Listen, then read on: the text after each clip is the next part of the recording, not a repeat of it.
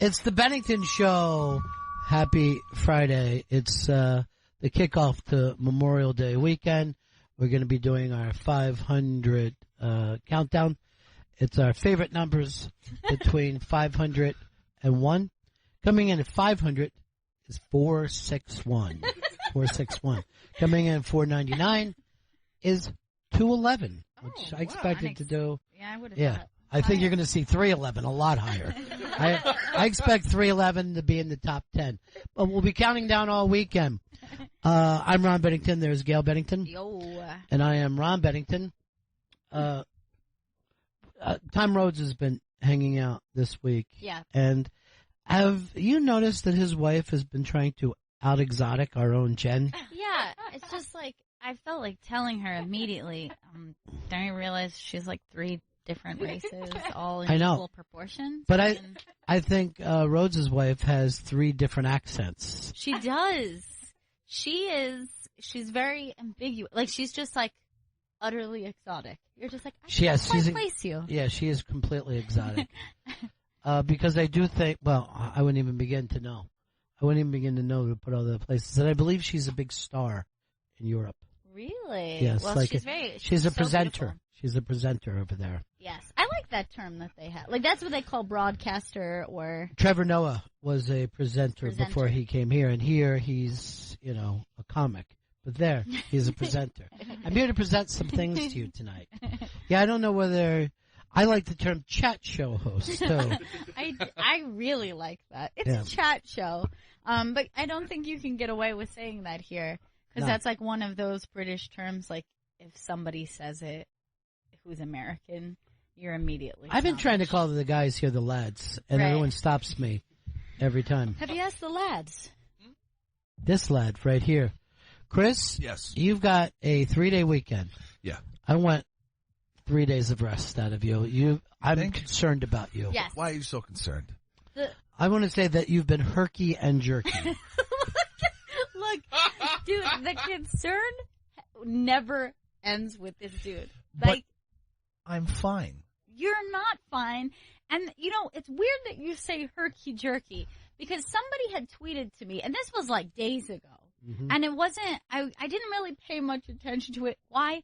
Because how many times a day do I have to hear, I'm concerned about Chris. It's all the time. I'm worried about Chris. I'm worried about his mental health. I'm worried about his physical appearance. It's constant. But this dude brought something to my attention, then now I'm starting to actually have pause here. So his issue is he has decided What's this guy's problem? that it's something he experienced himself. He's worried that Chris has mercury poisoning. Wait, just leave it right there. Let's let it sink in before we get mad. Chris Stanley Merc baby. I can see it. Now, what are the signs of mercury poisoning? Now, how would he get it? Was he? Oh, you're always biting thermometers every time I see you. The issue is this guy put it together because Chris said that he eats tuna fish every day. You do say that. Sometimes twice a day. Okay. I'll eat tuna fish and this for guy dinner and lunch. was so concerned, and he said, I feel so bad because... The amount of times I've seen Jen just look disgusted at Chris. Dude, now I'm just remembering something. We're going to have to circle back to Jen's disgust because there was something. Somebody remind me after I'm done discussing mercury. Jen's disgust and Chris. It won't be a problem. I'm concerned about you, Chris. A, don't be concerned. B, what's wrong with me eating tuna fish for lunch? Wait, stop before we get that. You just yelled, ain't it going to be a concern. That's the kind of stuff we're concerned. You have words that you string together, but they can't be classified as a sentence. Like, that sounds like some sort of old-timey southern, like, ain't it going to be no concern. And by the way, I was saying slave, and I didn't know how to get there. Right. I was like, it's a type of person who labored, not necessarily unpaid house servant. Ain't no gonna be no concern. All right, let's learn about the Merc baby. All right, so here is a list of possible probable symptoms. First one. Mood swings. Yes. Okay, yeah, I have mood swings. Very, very quick mood swings. Yes. Extreme nervousness irritability, Irritability. and Yeah. other And emotional changes. Yes. Oh shit. Each one of these is correct. All right, I'll give them those. Yes.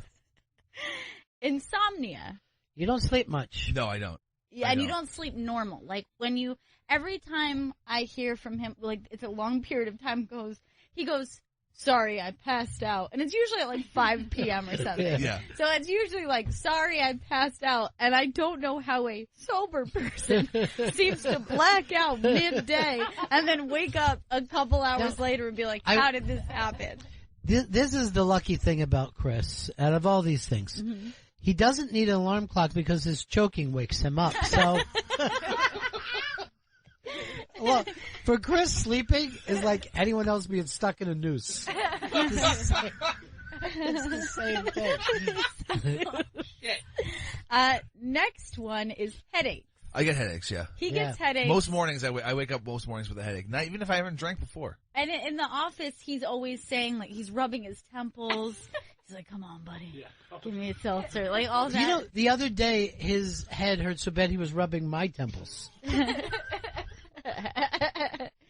Let's see. Abnormal sensations like muscle twitching and tremors. My hand, I twitch. Yeah. And I think, And I'll look at you during interviews and give you the stop it with the leg, stop it with the arm. I believe this is actually what started this guy reaching out to me because we were describing something that sounded like tremors, and then he like put it together like he's like Mr. Kobayashi. He's like sitting there, the cup explodes. He's like, there's just a thing up, and it's just like a big tuna fish. Chris's face. Well, wait a second. Chris is limping down the hall.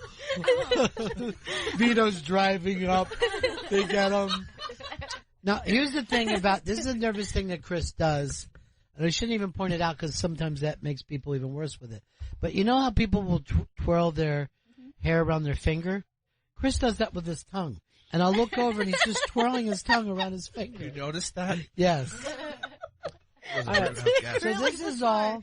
This is really weird. All right, next one is weakness and muscle atrophy.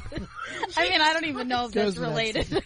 Goes without saying. I don't move a lot over the weekends. But or also, even at work. I mean, you talked about your joints, right? Oh, your yeah. Joints. Yeah, they're always in pain. It's fucking terrible. I feel old. Well, you are old in dog years or fish years, like the mercury. He's becoming more fish than man. And finally, the last one. What else could there be? Even if you miss this, Chris, you're still getting a low A. You're literally hit every single one. The last one is decreased cognitive functions. Oh, shit. Ain't no gonna be no time, boss. All right, so there's an easy cure to this, and it's stop eating so much tuna fish. How could there be so much mercury in such a... Oh, get out of here. He's serving it to us on a platter, man. A fucking tuna fish platter. How can there be so much mercury? Why would they serve this shit if they got poison in it? What do you mean? Drugs and alcohol exist. Like, what do you mean? Why would they serve this shit? You can also walk down the street. This comes Chris, from a guy who smokes a pack a day. I'm sure there's something on a can of tuna that says don't eat this constantly. You know, the same thing has happened to people who eat too much sushi. You're not supposed to just take one food. And that, like, you're not a hamster with pellets, right? You're a fucking human what? Being. All right, good one. When's the last time you had a bean? That's a fucking perfect thing.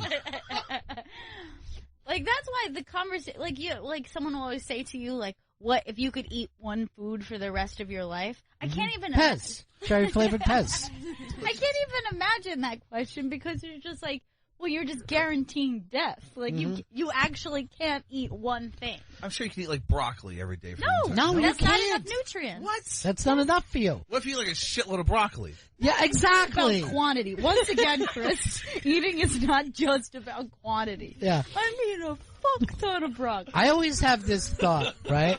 Like, what if you die, right? What if one of the things they do is show, hey, all the food you've ever eaten, we have here, and we've divided it up. And you could just walk over and go, this is all the peanut butter you've eaten, and just see this fucking huge pile. You think of it would be peanut like butter. a kiddie pool full of peanut butter? Yeah, it would be gigantic amount of peanut butter. And then you look over, 2 things of broccoli. You step over that, just a huge lake of orange soda. That wasn't even my favorite soda. How did I drink so much orange? Well, what would be the length of the hot dog? Oh, God, it would just be one hot dog that would go on. And then there would be some really embarrassing ones. Like All just of them. Like, it would just be like runts. Those are disgusting.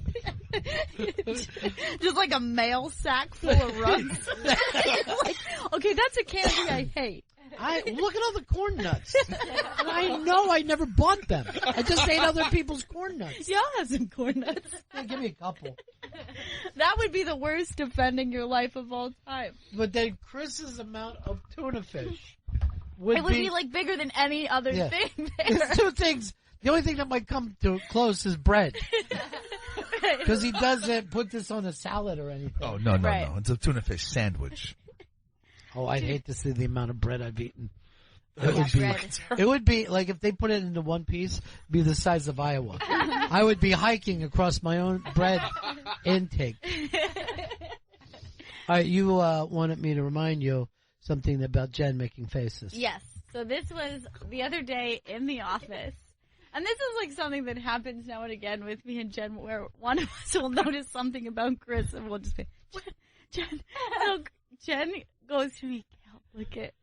And Chris has got his finger digging deep into his ear. It's like at the knuckle, right? He's on the phone and he has like his other, like he has a phone in one hand and he's digging in the other. I'm like, So we're watching just because that alone is enough. I forgot. So the he's show. digging really deep and then he goes looks at me and he's like, and then he's like I'm like, You were proud of digging in then there? immediately goes back into eating with the same hand, and he flicked it first. Like he flicked it. Oh my God! He looked at me. He cleaned it, smiled. flicks, and then goes back to eating. So All right. disgusting. You know how Like, flashers, they want you to see their penis and be appalled. You know what I mean? They want women to be like, that's part of their excitement. Yeah. That's how he is with his ear digging. And you just told me, I had that ear work done. It's so good now. Yeah, that was for like 2 weeks. And then the goddamn earwax is coming back. And I don't know. I got to go back to this dude. It's connected to tuna, Chris. it's all tuna. You might as well be putting those sandwiches right into your ear. A lot of this is mayo and celery seed. Now, remember the other day that you were late? Because Chris is very comfortable this kind of radio. Like, let's all bring up disgusting thing with Chris. He'll laugh his ass off. It hurts. But when you weren't here, he had to act normal with me for 15 minutes. He was trying to be a presenter. He tried to be Hoda, if we're going to be totally honest. Without the wine. Yeah. He tried to be Hoda. And it was so strange. Now, And then you get your eyes small when you're nervous. Now, what kind of topics did you guys discuss? And by the way, it was terrible. I was like literally I was trying not to be in full-on panic attack because, again, I was stuck underground and pretty much had just been told, like, someone threw themselves in front of a train and this whole city shut down. Well, tell them they also threw our show in front of the train. I know. Because next time that you're going to be late, just ship us a hand grenade. Because the same exact thing happens. Look, Ron, it's the tuna. That's the mercury poison that did that to me. Are you ready to get off, Tuna? No, I'm not. But, How about this? Would you be look at the face that he's making at me now when he does serious face. That's the thing that you're like, how do other people act when they're listening? It's like in Clifford when he's just like, can you just be a normal boy for a second? He's just like, he just doesn't know how to be a normal human being. What's that actor's name who plays his uncle? Charles Grodin. He's so fucking funny. Oh, he's the best. So funny. Somebody had tweeted out, I wish I could remember who, that like that the picture of Trump and the Pope standing together from earlier in the week, who looked like Clifford and him standing next to each other. Charles Grodin, to me, was like, he tries to make everybody uncomfortable, and he'd go out of his way to make these things. But he was on Letterman one night. He goes, when I was 21 years old, I did the Tonight Show, and they signed me to an exclusive deal to the Tonight Show. And I'm age 21. He goes, and you just answer this as yourself, Gail. What were you doing at age 21? Oh, at age 21, I was in college. So. College? Yeah. I had an exclusive deal with the Tonight Show. And it's like you suddenly act like your deal was better than mine. And that's what he does to people. College? I'm talking, I had an exclusive deal with the Tonight Show. He was always, whenever talk show, he tries to make everybody feel terrible around him. Fantastic. So now, what were you trying to say to Clifford? He gave you the weird face, which derailed us from what you were trying to say. Take a month off? Would you be willing to take a month off? I'm not taking a month off. There's no fucking way. Could you take a week off of tuna? Week! Just to see if you feel better. What if I cut it down to not? No. That's not the fucking point of this. Do you know that if somebody, and I'm saying this as a person who I very much enjoy tuna fish. I like tuna fish. I fucking love a tuna fish sandwich. I love a tuna fish salad. I'll tell you this right now. If somebody said you have to go with a month, I don't know if I would realize that it happened. A month later, I go, oh, has it been a month? Do you think you eat tuna once a week? I probably eat it once every 2 weeks, I would say, maybe. That's still 25 times a year. I mean, that still seems like a lot of your meal. Coming up at 2 o'clock today, Chris. That's Eddie Pepitone Unmasked. That's Eddie Pepitone at Moon Tower Comedy Festival. Nice. Love Eddie Pepitone. I love Eddie. You're really going to enjoy this Unmasked. I know, I did. Fantastic. I like, that was really such a thrill that day. It was really exciting. That was, it was fun for me just to be sitting backstage with Eddie Pepitone and just hearing him talk about what he likes and what bugs him. Yeah. There's a lot of guys that are cranky, don't have passions, but he has tons of passions. He absolutely does. He's a complex character. Yes. But it was really such a thrill because I'm such a fan of him and his comedy. But it was just like a few times that I would be like, just loving the fact that the two of you were like riffing together and interacting. And that was so awesome for me because I've been looking forward to this day for a long time. Well, I would look over at you and you'd have a big smile on your face and Vito would be laughing. Jen was laughing and I look over and Chris was just eating a big thing of tuna. And I'm like, didn't think you see that. I'm like, that's 45 minutes of straight tuna. Well, the weird... I haven't stopped eating it. The weird thing is, the other day when I was stuck underground, why didn't you just bring up tuna? It seems like there's a lot He never talks about it. He never discusses, like, his favorite place to go for tuna or what makes good tuna. He just eats it. You know what I mean? Tuna is air to him. Like you breathe air, he breathes tuna. That's my fifth element, tuna fish. Now, you eat tuna, you'd say, twice a day? Occasionally twice a day. Sometimes my normal lunch is I'll go downstairs, get a tuna fish sandwich. And then sometimes, like, when I'm home, might as well crack open a can of tuna. Okay, and then you're going to finish that can. Yeah. So that's actually two probably sandwiches that you're getting out of one can. Yes. Yeah, I believe that it's supposed to be 2 servings. Yeah. It is, yeah. So extra bread. I get more bread in me. Right. So let's say on an average week, you're going and tuna is also a lunch for you on the weekends? Yes, on a Saturday or Sunday, I'll make a tuna fish sandwich for myself. On a so that's 7. And then let's just add in, let's go to 12 times a week. Would that be too much for you? That's about, that's right there. 12 times 52 weeks a year. You got this. Go ahead. 624. All right, that's 624 tuna sandwiches per year. Now, we were laughing with Gail. I said, that still gives you 52 tuna sandwiches. We were all acting like, oh, my God. I felt gross. I wish I had downplayed it. I would be like, maybe once a month. But and like we're saying, it's fine for a person to eat tuna. Yeah. But the amount of tuna that you're eating may be giving you mercury poisoning. It has to at this point. No. Because we're looking at year upon year. You know? Yeah, I've loved tuna fish since a child, Ron. Obviously. I know that you were a latchkey child, even though neither parent was working. All right. Which makes it even sadder. So let's say you said how many times per week you think you have? I guess 12. 12. Let's throw 12, yeah. Okay, so I just looked up how often should you eat tuna? Okay, good. All That's right. a real search that you could get an answer to? Because people get mercury poisoning. Jeremy Piven got shit for this. Yeah, I mean, I believe That shit. He got like a lot of shit because he had to drop out of a play because he got mercury But poisoning. why would you just say he got shit? Why wouldn't you say he got sick? No, I meant like he got shit from like people. People weren't believing Not that he had. Also, like, he had what do you say? not from me. Oh, the world-renowned Broadway critic Chris Stanley has stayed quiet over this mercury poisoning. Why is that? Is it perhaps because he has his own mercury monkey on his back?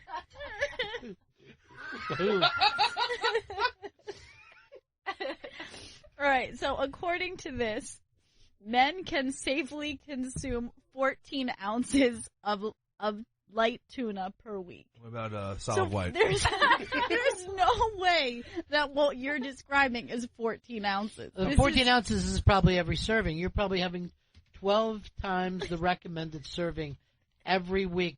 Steady, rain, shine, sun, snow, doesn't matter. You're having...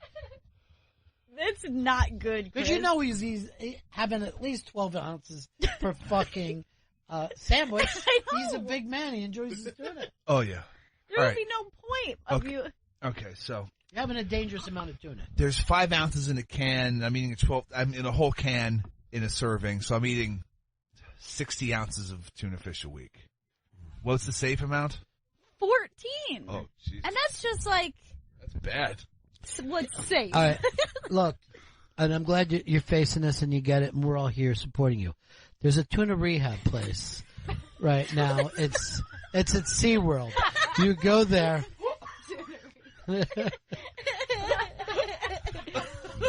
Will you do it, Chris? But you are right. There's nothing wrong with eating tuna fish. All right. It's just the fact that you only do it.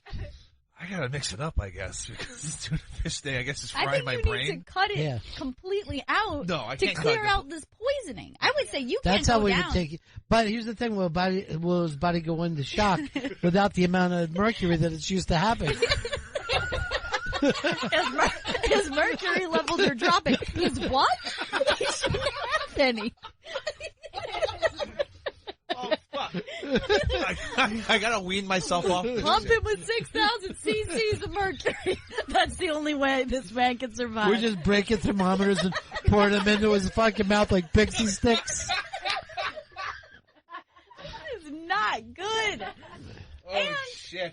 Like and also like there are other like high. I don't know exactly how many there are, but there's like other fish that are high in mercury. So God forbid you go out and you eat yourself like a nice like shark steak or something. Then you're like way beyond.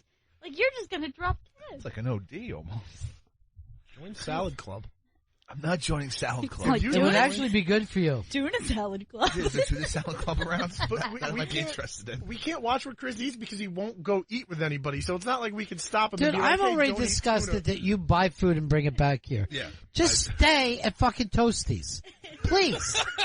Please. Eat I see how fast you eat. It's like, it's 6 minutes for me to eat my lunch. So why don't you eat? Why do you bring it up here and then you put 60 fucking sandwiches a week into that closed environment? Like, Jen is literally never been more black girl than she is right now. She's literally giving you stank eye and, like, the slow face. Oh, come on, like, Jen. no. Get off my This back. is not good. When the numbers are coming out, it's just sounding crazy to me. Like 60 sandwiches I'm watching him eat a week? That's crazy. Some I eat at home, Jen. Okay? That's true. At my own That's time. true, but I mean, majority are here. Yeah. I mean, And loudly eating them, too. Chewing. It sounds like some crunchy, just no Pop Rocks. It sounds like you're eating fucking Pop Rocks. Oh, when you and eat I tuna. gotta fucking hear you talk about every goddamn ingredient inside a salad. So, alright, it goes both ways. Just first of all, calm down. That's the mercury talking. Yeah, This irritability. was a nice, There it fun is. thing. I got Vito piling on over here. I I have understand. mercury poisoning. But there's no place for... Mood swings. Can I just help you? Mood swing. Nervousness. Other emotional outbursts. Look, you've been to the gym before, right? Once or twice. The punching bag doesn't punch back. Just relax and take it. Goddamn mercury. That's what it is. You're fish boy. You're all fish blooded. It's in the blood. You've got poison blood right now.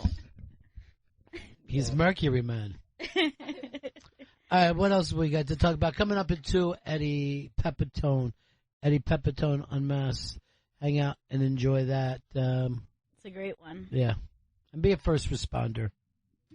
Yes, please do. Tweet us at Bennington Show.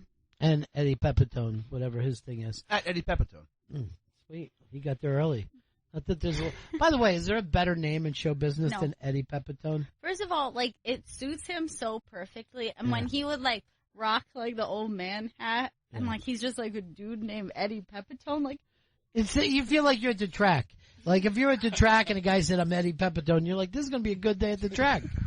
When I saw him once, it was one time at the Bell House, and I think he's done this maybe before on his special, but he came out wearing a hat, and he's like, do you like the hat? And he's like, I purchased this hat, and he's like, this is a hat that makes up for a life not very well lived. And then he throws the hat in the audience, and he goes, give the hat back. It's a very expensive hat. Well, let's see what else we have to talk about here today. All right, so this is something that I was on my mind from the other day. What to you is a worse overshare? So this is a circumstance where it's either a coworker, someone you don't know that well, a sex story, or a bathroom story. What? Bing, bing, bing. I'm going to answer this first and just say this. I can easily listen to any fuck story. I don't want to hear anyone's shit story. There are podcasts that they just focus on shit, and I tap out. Shit cast. What kind of shit did you take? What's your shit like? Let me call you when I'm shitting. I don't care who it is. I don't want to hear that story. Now, a fuck story I'll listen to by anybody. But here's the thing. Both of them bother me because now you have invaded my mind with an image of you doing a thing that I did not think about you doing before this. Like, I don't sit around and think, like, here's this guy who works in the cubicle down there. What does he look like when he shits, and what does he look like when he fucks? These things have never been in my mind, but if you hear a story from that person, immediately, now you have a visual of that thing. Yeah, I used to work with this girl at Johnny Utah's, the bar, where I'm in the bull booth. I don't have any option to leave. I have to stay in this booth. So sometimes the waitresses would come over and start talking to me about everything that was on their mind. And there was this one that would always complain to me about her one-night stands and stuff. But then it would turn into her going into, it wasn't just about the sex, it turned into, but I really like this guy. So it went from sex into like, what should I do about this? I mean, he's working right there. He fucked me one time. We did this, this, and this. And I'm like, I just want to fucking operate this bull. I don't want to deal with this anymore. Yeah, I don't know what's worse. What do you think, Chris, is worse? I like sex stories. And I think I don't want to hear people talking about shitting and even pissing. I have a problem with piss. Really? Piss is worse than shit. You don't like when someone says I have to take a piss? I feel it's I don't think you have to do that. That's interesting because you have before to me come in and said, I guess you've noticed I've gone for a while. No, Chris, I didn't.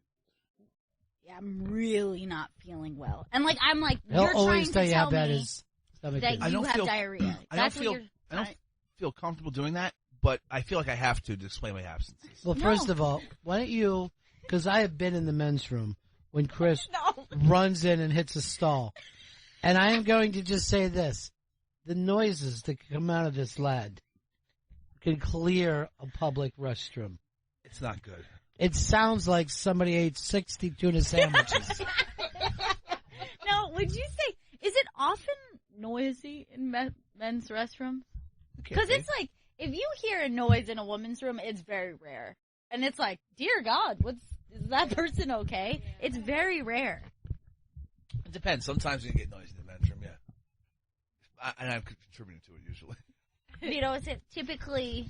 Yeah, you'll hear some grunts and groans, but... Oh, I've never heard that. Have you ever heard a groan or a grunt as someone? No, even when I'm using the bathroom, like if I have a tampon, this might be gross, but I try to be very like quiet when I'm opening the thing. It's a very like, quiet place. It's a very in there. quiet place. Like there's maybe some light chatter near the makeup mirror, but like in like the stall zone, it's a quiet place. Like you're trying not to. It's very loud, and then Chris will yell out once, "Oh my God, that one wears size 16 shoes."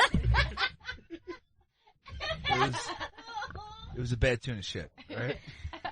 Oh my God. There was one day where I came in, Chris wasn't inside the building yet.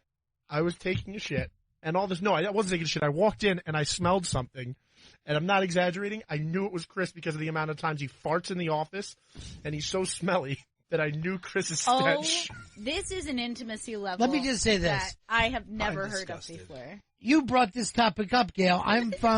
You're 100% responsible, and I will never be able to get what fucking that man, Vito, said to us about smelling his boss. That's how much Chris farts in the office. He farts. He comes into the booth to fart, and it's a small room with no air escaping, and he does it at least once per day. That's how much I smell him every day. And then I fucking walk into a bathroom. Victim. You could actually, he could file with HR right now. Dude, I've never heard of an intimacy in which someone smelled their coworker's shit and knew it was them. I've never heard it from a wife. I've never heard a wife say I went into the bathroom and I knew my man was in there. I've never heard of this before. That's so weird. It's a small office. It's a small booth. And it's all the time. I hope you're not farting when Jen's in that booth. No, I make sure Jen, I'll tell Jen to leave, or I'll wait for when she leaves the booth. Maybe go greet a guest, and I'll go in. But then give it to Vito. That air stays in there. I try to air it out. I can't be doing it in the hallway. You know, it's so funny. I brought this up to move this away from Chris being gross, and yet we went from the mercury immediately into the smells that come from his body and his own coworkers being comfortable with said smell. Like, they know it so well. Don't you feel bad about that, Chris? I feel That you have truly an odor? disturbed by what Vito just said. Disturbed that I know it. Why would you even bring it up? Why would you just keep that to yourself? Here's what I'm trying to figure out. We just went from a bit of how gross Chris is. Yes. And then I'm like, please, let's change the subject. And it goes back to how gross Chris is, no matter the topic. I'm wondering if I could just have like a fucking bowl of topics. Okay. Reach into it and see how long it takes to get to Chris Stanley. All right, let's do it right now. Okay. What's the best TV show to watch while you're sick? What is the best TV show to watch while you're sick? First of all, I've never even thought about this before. This is like, you know, when you were like a kid, you was like sick day TV, or like, you know, or even when you're home, you're like, you want to watch something that's comfortable to you. I have no idea, because I normally watch things that are comfortable to me. And you kids got an answer first? Vito. Well, it was always growing up, if I was homesick, it was either The Price is Right or The View.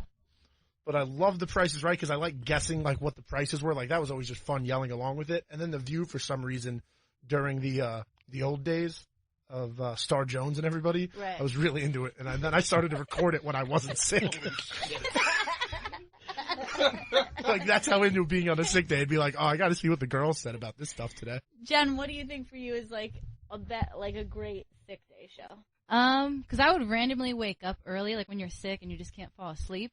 So I would like watch Jerry Springer or Maury, one of those That's daytime. what I was thinking, like those daytime kind of ratchet shows. Yeah, like that you never got to watch. Like I forgot the term ratchet. It's a real ratchet ass. For me, it was always Ricky though. Ricky like was I my love girl. Ricky, too. I couldn't watch her when I was at school, but when I was homesick, Ricky like 100%.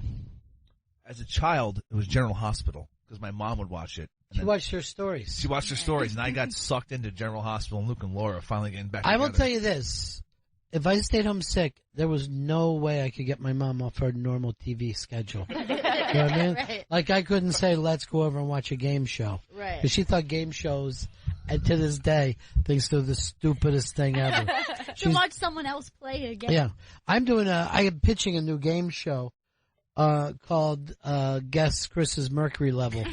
And he'll come in, we'll measure him, and then he'll either have some sushi or tuna. I just thought of this. I've never been with anybody who likes, the only time I ever see Chris enjoying food is sushi, where he'll do the Yeah. He actually makes the noise He does. during sushi. Fantastic. Really good. And the sound. Maybe part of your game show is that Chris farts, and that's how you Guess what he had? I would just be like this. I think that's pumpernickel. highly unusual. Chris, were you eating a dark bread with this tuna fish? You always go white bread? Hard roll. Hard roll is the go-to. Always a hard roll. Yeah. Like a Kaiser? Yeah, like a Kaiser roll, yeah. Sometimes when I go to the bathroom, it does smell kind of like tuna fish sometimes. That would be all the time. Hey, let's do a day that we just sit and all of us will eat Chris's normal Kaiser roll tuna, because I never have it on a hard roll. Maybe there's something all of us would fall into eating every day. And so, did any of you guys ever try to have a hard roll tuna with him? I've never had it, and to be honest... Oh, what a lonely boy. To be honest, me and Jen were just discussing that we've kind of been avoiding tuna fish because of how frequently we see Chris. Like, it might be turning us off to something we once enjoyed. No. It's still good, guys. Yeah. Good and good for you, isn't it? Well, I guess in small doses. I think it's even lower, by the way, the ounces for women. I think men are like 14 ounces, women are like 12 ounces. So Never been happier to be a man. you got those extra 2 ounces. So that's very lucky. It's life-saving. You're like really enjoying. Oh, what a tuna roll. Oh, what a tuna roll. I'm very much looking for this Chris Stanley themed day that we're going to have. No, I definitely want. When is your birthday? August 8th. All right, maybe that's the day that we have hard tuna rolls. Is it a weekday? I'll check. Yeah, but what's the odds of him living to August? Maybe we ought to. With this? The mercury will take me. By the way, is everyone surprised that it's already Memorial Day weekend, or does it feel like it was a long? I don't know. It's pretty weird. I think I'm just so confused because the weather's been going back and forth. That we'll get these warm days and it'll like get really gray and cold. So I'm perplexed by the fact that it is now. New York is starting to get mountain weather during the summer, where it's not too hot. Yeah. What is did you check August 8th? It is a Tuesday. Tuna Tuesday. It's going to be a Tuna Tuesday this year. It's just another Tuna Tuesday. Oh. Wait, Chris, turn sideways. You're growing a gill there. Oh, no. God. Gill? Gil, he's loving it up here. You are going full Waterworld with this tuna thing. With Gail and Gil. Drinking my own piss. What? That's Waterworld. Oh, yeah. Oh, I thought you really were. I was like, I thought you were just saying that for no reason. I thought that was part of Piss Day. Did he filter it Yes, or just straight piss? Okay. He put it into a Well, filter. they have machines now that you can piss into this machine and it comes out clean water. The guy who invented the Segway was on Colbert with it. And he has machines that he could send out, and all the people that can't get the water, which is half the planet, has water problems, he could get it to them. The only thing that you can't filter out is mercury. Mercury gets in between those things. Okay. Okay. What are you saying? You want to go to a break? In a few minutes. Yeah, we should go to break. In 0 minutes, it looks like, by what you said. In 0 minutes. -3 minutes, you said. All right. Well, coming up today, Eddie Pepitone at 2:00. Share this with people. Tweet it out, because he's a brilliant guy, and we all just love him. Tweet at Petty Epitone. Petty Epitone. It's like the second time I've done that. Mercury. That's Mercury. Mercury. It's catchy. Tweet at Eddie Pepitone and tweet at Bennington Show. So, what's coming up, Chris? What do we got to do now? I believe what's coming up next is, Jen and Vito have something that's going to blow your minds. Absolutely not. I don't want to hear it. I don't want any part of it. I don't like to give them, you know what I mean? I don't like to give them the stick. You're going to want to listen to this. No, I only like olders. I don't like youngers. I don't trust them. Please let us do this. You're wearing a hat indoors. But you all said this was a nice hat. It's been really working out for me. That hat is your tuna fish. It should be used once a week, not daily. You should only use 14 ounces of that hat a week. So should I get a different fedora then? No. How about when you're inside, you're inside? This is only an indoor hat for me. Yeah, but that's actually, you're right. That's ungentlemanly at one time. You wouldn't wear your hat It's the indoors. same as rape. Yeah. There's no difference between wearing your hat. 100%. Yes, I guess that's one way to put it, but it's the assault that goes along with it. That is an assault on fashion. What you have around your head. Oh God, I thought this was on women. You also look like you're selling pumpkins. That's a nice business. Well, you've gone for it's losing its it's shape. Flatter. Yeah, it's getting flatter. Every day wearing it with the headphones has really been bringing it up. Yeah, that's probably a problem. Headphones and hat never go together. All right, we'll take a break, and I will give the stick to Jen and Vito when we get back. This is Bennington.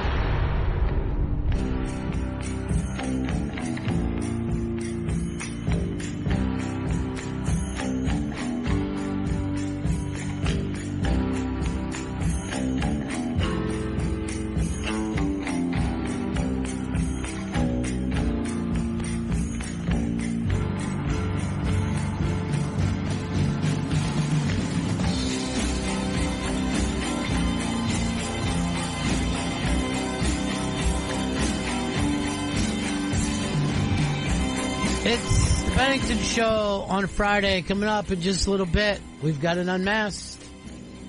It's Eddie Pepitone. From the Moon Tower Comedy Festival. Did it really just take three of us to do a sentence there? We're so close. That is top 40 radio. That is best. That was such an exciting one for me because I'm such a crazy, big Eddie Pepitone fan, and it's one that I've been looking forward to you doing for a long time. He's simply great. I mean, he's seriously one of the great comics working today. Now, you told me that there was something about the kids that they said that made both you and Chris feel old. And I'm talking about Jen and Vito. Yes. This is like one of those things where within a generation of people, there are like before and afters, even dividing factors within the age group. I think I know what it is. What is it? Is it Jen's tight belly? We just By the don't way, have that. Vito just leaned on the light switch. I mean, that is put in the movie like for you're the fucking dick the in the dork movie. who comes in and leans on the light switch. So something that even you guys have experienced and they have not. Yes. Very strange to us. Weirded out. I never expected someone to even say this. I never even thought of it. They don't remember life before you had YouTube. Is that it? Is that it? It might as well. What is it? The thing is, Vito and Jen have never read a newspaper. Bullshit. They have never read a physical newspaper that they had in their hands and read it. No, that's never happened.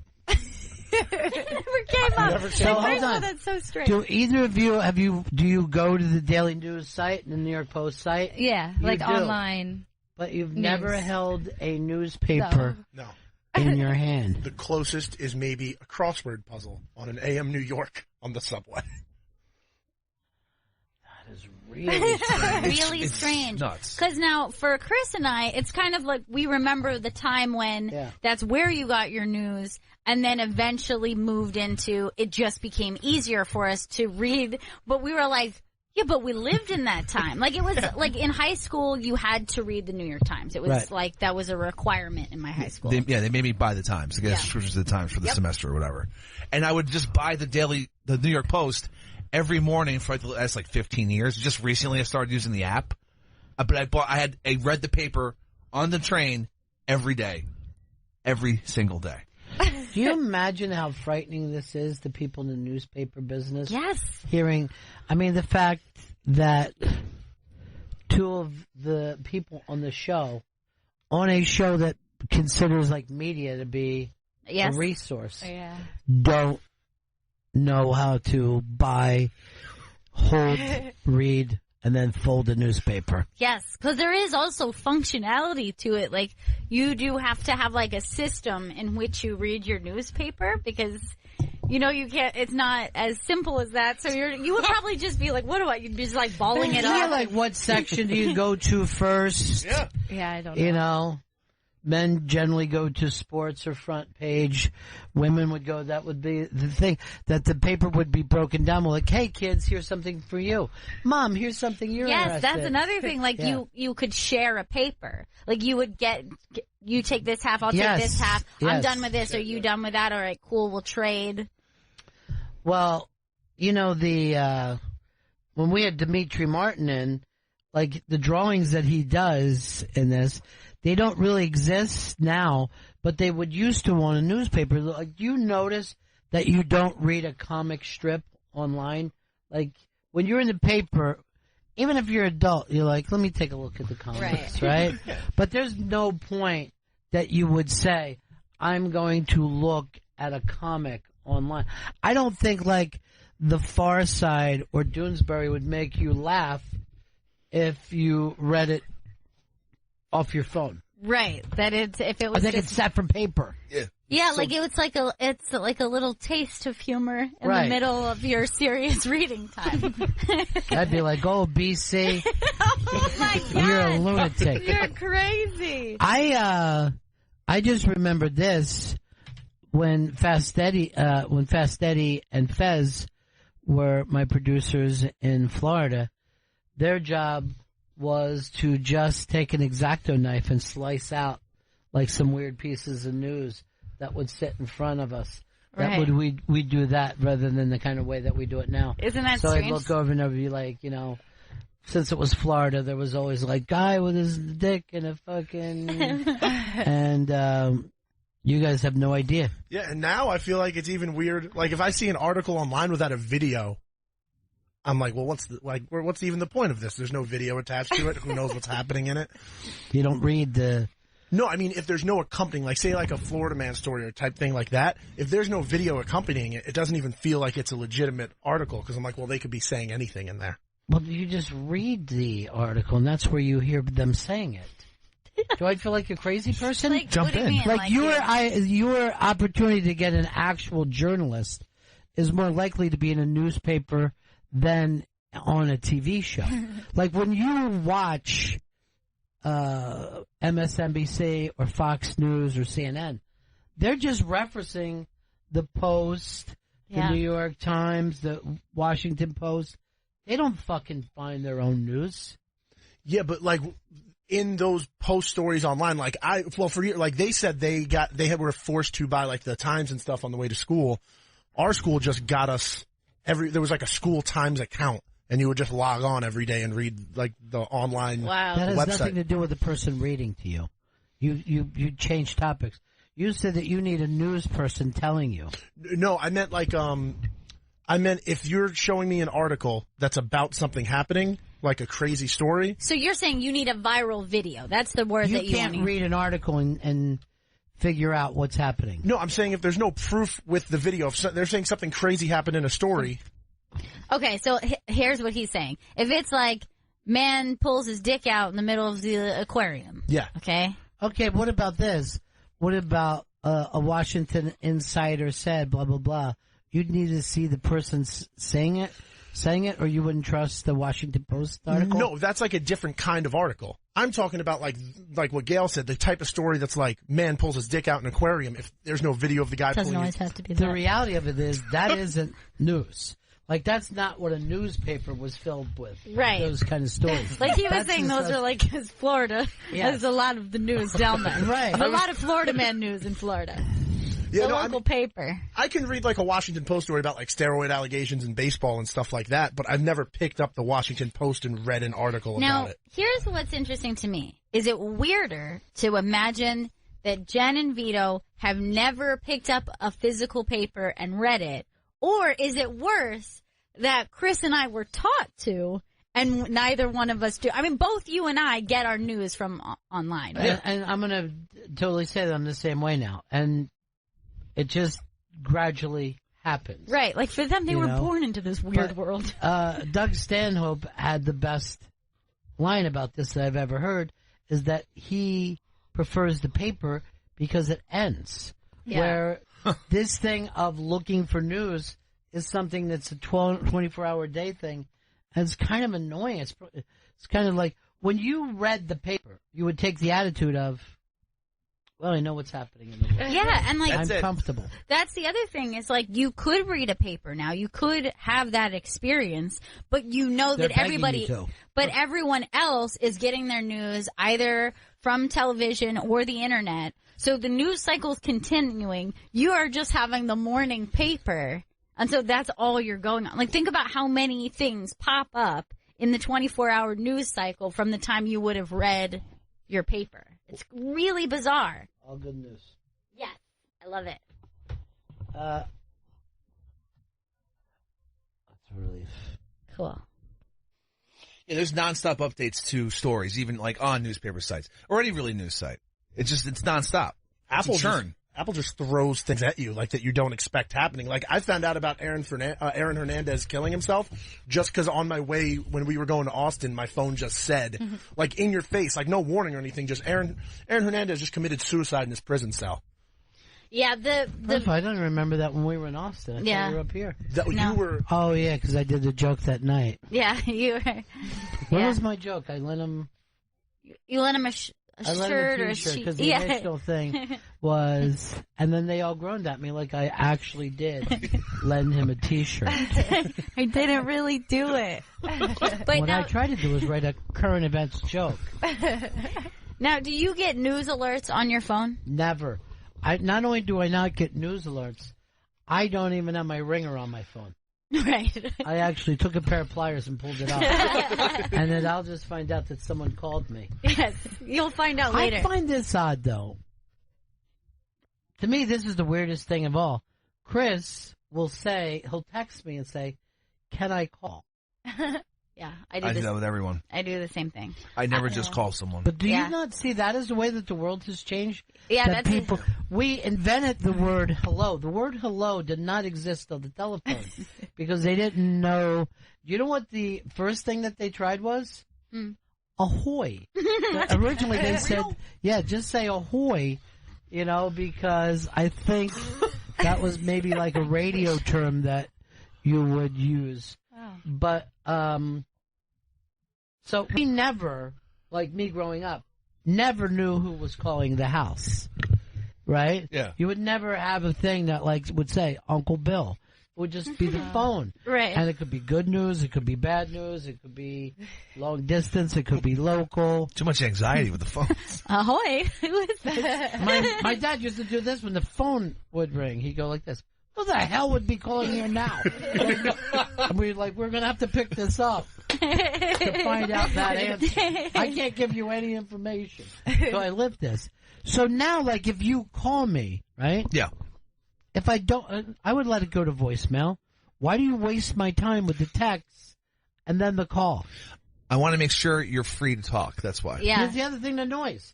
It takes people 2 or 3 minutes to fucking call you after you say yeah. So now I'm like, can I call you? And I go, I'll fucking pause my, pardon the interruption. See, I don't And want then I'm looking at my Now, fucking phone. waiting for him to call. I have a similar thing. I ask, is it cool if I call you, or I'm going to give you a ring in a minute, something like that, even if it's not a question. And it's not for you. It's not because I don't want to bother, But because I feel like people assume now a call is an emergency situation. Never. And so I'm throwing it out there like, hey, I'm calling you. Everything's cool. It's for a chat. It's not for, dear God, something horrible is happening. You've sent me that text before, but you don't say in it, like, it's okay. You'll just, can I call you? And then I'm immediately like, something's fucking wrong because Gail wants to call. All right, so then it doesn't mean what I wanted it to And mean. then for like 5 minutes, I'm freaking out. No one is texting each other anymore. Look, I'll just call, I'll say ahoy. That's how you know it's all good. By the way, that thing is cool because in Italy, instead of saying ciao, they say pronto when they answer the phone. And pronto is like ready. So you don't just like pick up the phone and say ciao. Like that's weird to say hello. You say pronto, like ready. Like I'm ready for your call. That's weird. I know. That's why I kind of wish we had one like ahoy, like something that set it out. Let's just start saying ready. Okay, ready. I'll just say, Freddie, get it ready, rock steady, when Johnny strikes up the band. I don't know who brought up this story or what. Oh, because the kids don't. The kids don't read the paper. Now, here's the thing. What is going to happen now that the next generation won't do?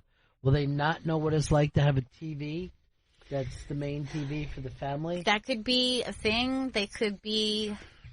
I think they might not know what a cable network is or not realize because I think it's just going to be... How about a network? Yeah. Like CBS. I mean, that has been around since the 1950s where CBS, NBC, and ABC are the big deal. But will kids not know...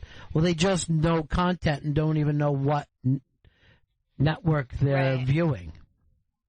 Because, also because of the way the platforms have changed everything, maybe network means I'm already bad at it. Like, for some reason, someone's like, oh, what network is that on? Because I record most everything.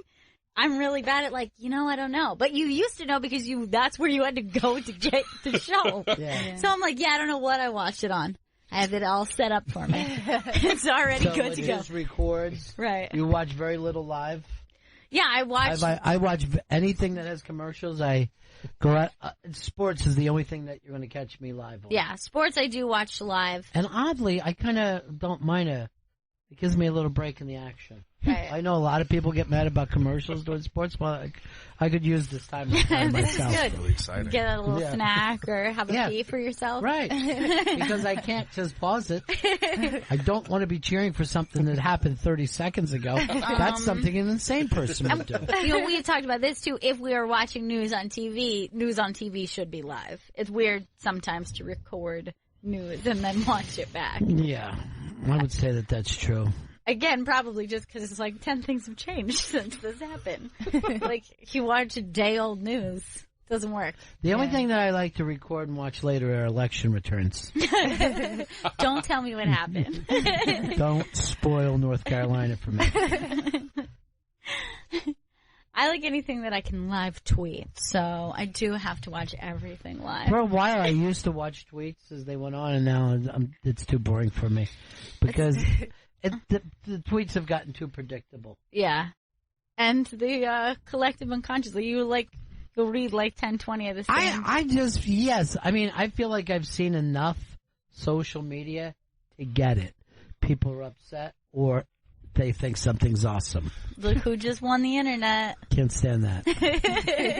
Can't stand when they act like someone's tweet just because they happen to be famous are better than other people's.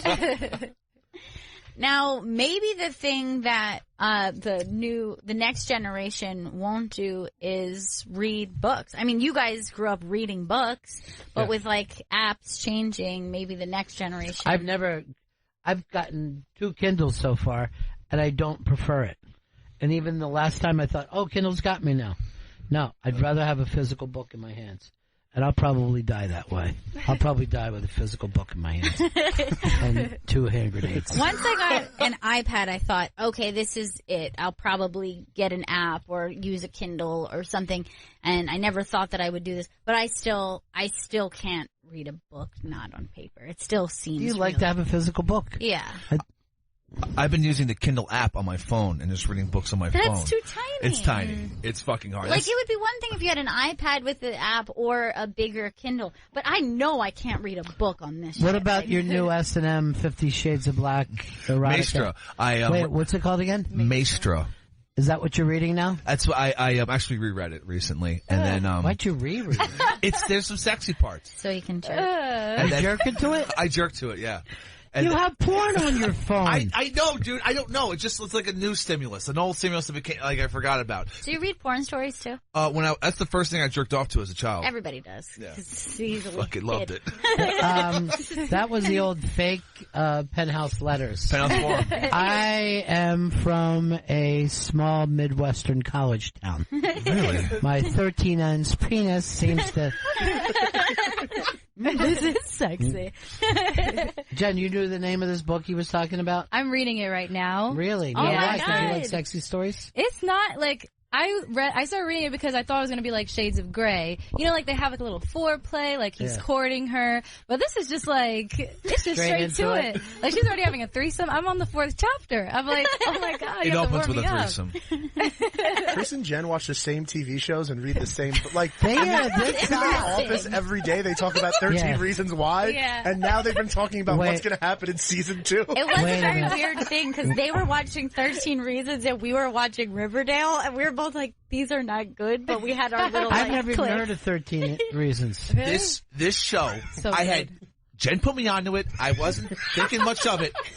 And I got sucked into this thing. I'm texting her with her like, this guy's an asshole. Oh, no, wait, maybe he's not an asshole. Yeah. It's a show about a girl who's killed herself, and she left a high school girl, left 13 tapes to 13 different people as to why they're part of the reason she killed herself. Whoa. Yeah. And it's like Now, 13. is she there as a ghost?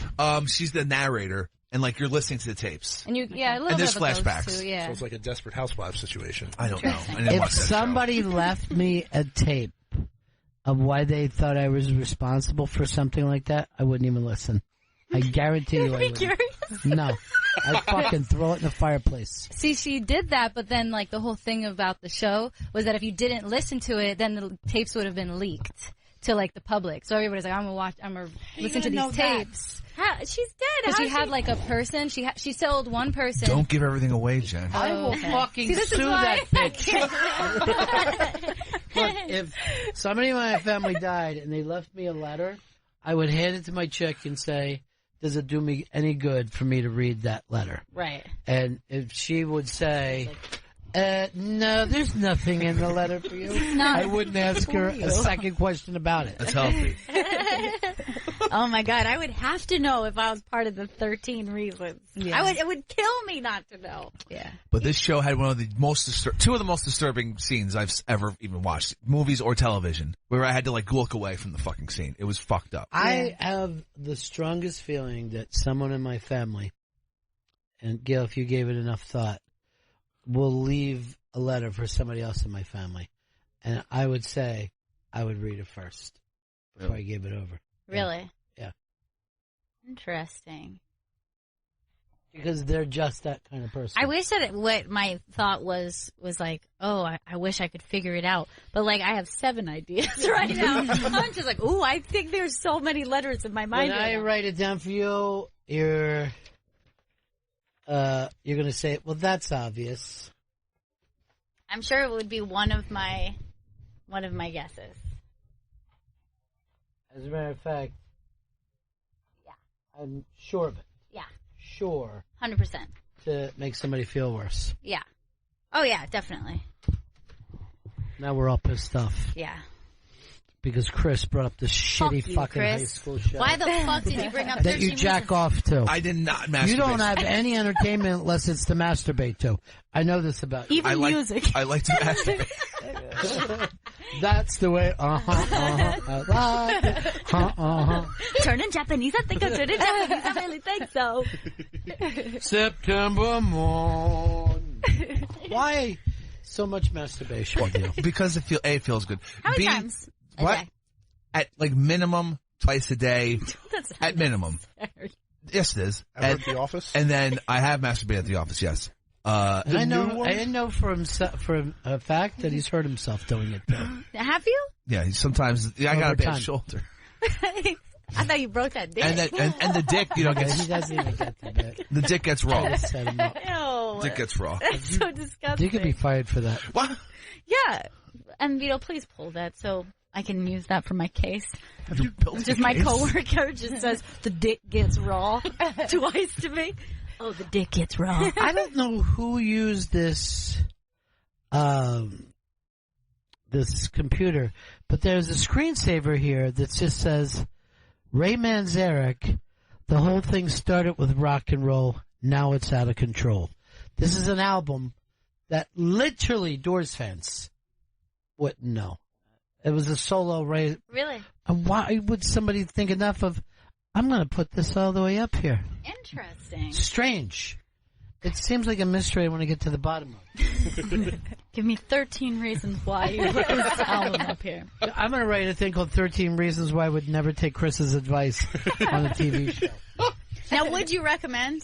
Because I watched Riverdale, and I do not recommend. And yet I went all the way through. I've watched... Oh, you watched the whole season? Oh, I watched the whole season.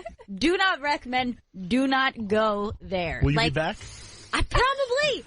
I'm not happy about it. It's just something that happens to me sometimes. I've made the commitment to a show. I've made a terrible decision, but I'm going to see it through. All that Jughead stuff, though? Come on. Oh my God. I would be mocking you all out, except for I'm watching Mad Dogs on Amazon, and there's 3 things that you'll go, in the first episode, that doesn't make any sense. Why wouldn't they just do this? Here's a simple way out of this. No. The show, I would have recommended it up until the last episode where there's a scene that's too disturbing, I think. It's too fucked up. So what happened then? Write it down for just me. can you give us an idea? Because I still might watch it. I think you should.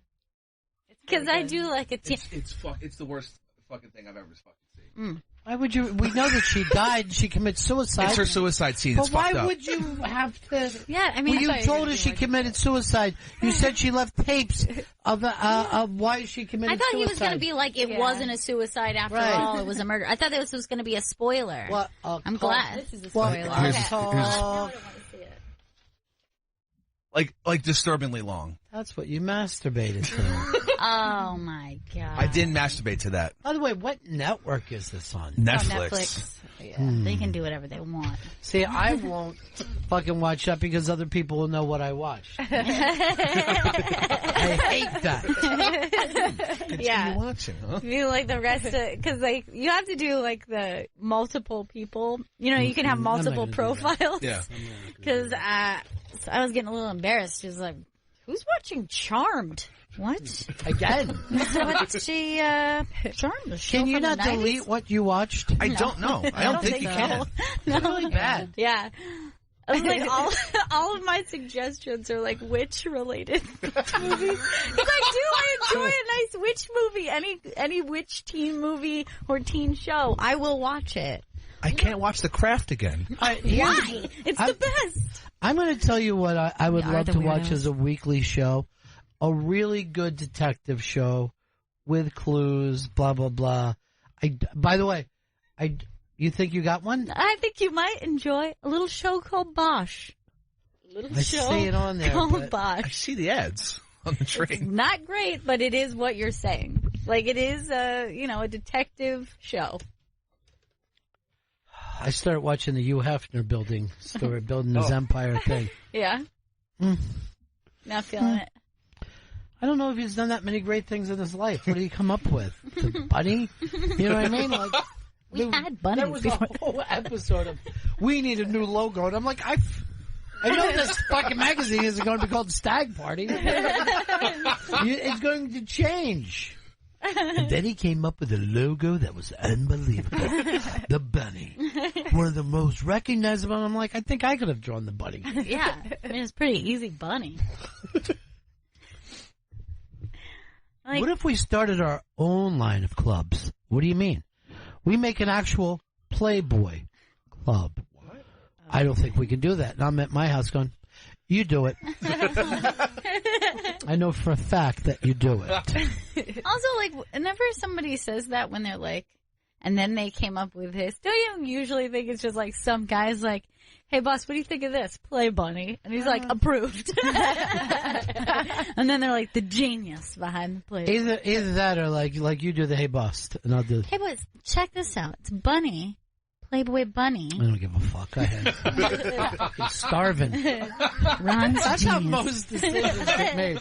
It's 4:45. Let's just take the stupid rabbit. Go with the fucking bunny then. It's a bunny, boss. Whatever. Bunny, rabbit's the same shit. All right, get the word out to Bunny. Or rabbit. I don't care. Change all the letterhead, please. We want the bunny on everything. All right, we got to break again, but coming up, Chris. At 2 p.m., Eddie Pepitone Unmasked. That's Unmasked from the Moon Tower Comedy Festival. Love Eddie Nice. Pepitone. So much fun. That was at the Velveeta Room, right? Yes. I love that club. Pepitone. His name is Eddie Pepitone. He's on this Unmasked. Okay. What is it? I was just going to say that the Velveeta Room was a nice club, that's all. Say it quite a lot often, though. You love that place. I do. I Yeah. I honestly think that stage is so pretty. I noticed the Yeah. glowing orbs. It was almost like Trump's orb that he was touching earlier in the That's week. his nutsack. His glowing orb is his own balls. I know I brought this up before, but when Melania left here, her breasts looked amazing. Go back and watch Melania heading to the helicopter in the plane. She was wearing this tight top, and I'm like, I think if we did First Lady breasts of all time, Yeah. Melania's probably. I mean, I can't talk about Lincoln's wife. Right. I haven't seen enough Right. thing there, but I think Melania's going to win Best Breast of all time. Yes, I mean, she's good. I mean, don't you think, Jackie O's had some nice... Tiny. Yeah. Tiny little breasts. But perky as But- hell. Perky, no doubt about it.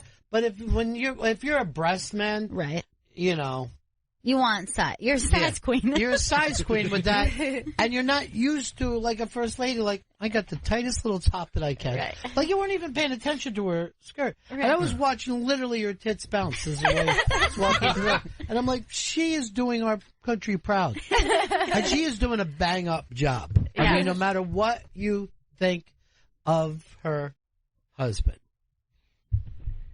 She's doing a bang-up job. She is. She's Number really... one. What are you doing over there, The Chris? headphones dropped. Don't throw Why can't you things. just fucking sit still like everybody else on the team? Get fidgety. I need a fidget spinner. You do. Can you get one for me, too? Because I think I would really enjoy them. Come in here tomorrow or Monday with 3 fidget spinners. Everybody but me gets one. Okay. Because I do know how to remain cool. All right, we'll take that break. Chris, right back. Bennington. Memorial Day weekend. How come there's not a lot of great Memorial Day weekend songs? It's sad.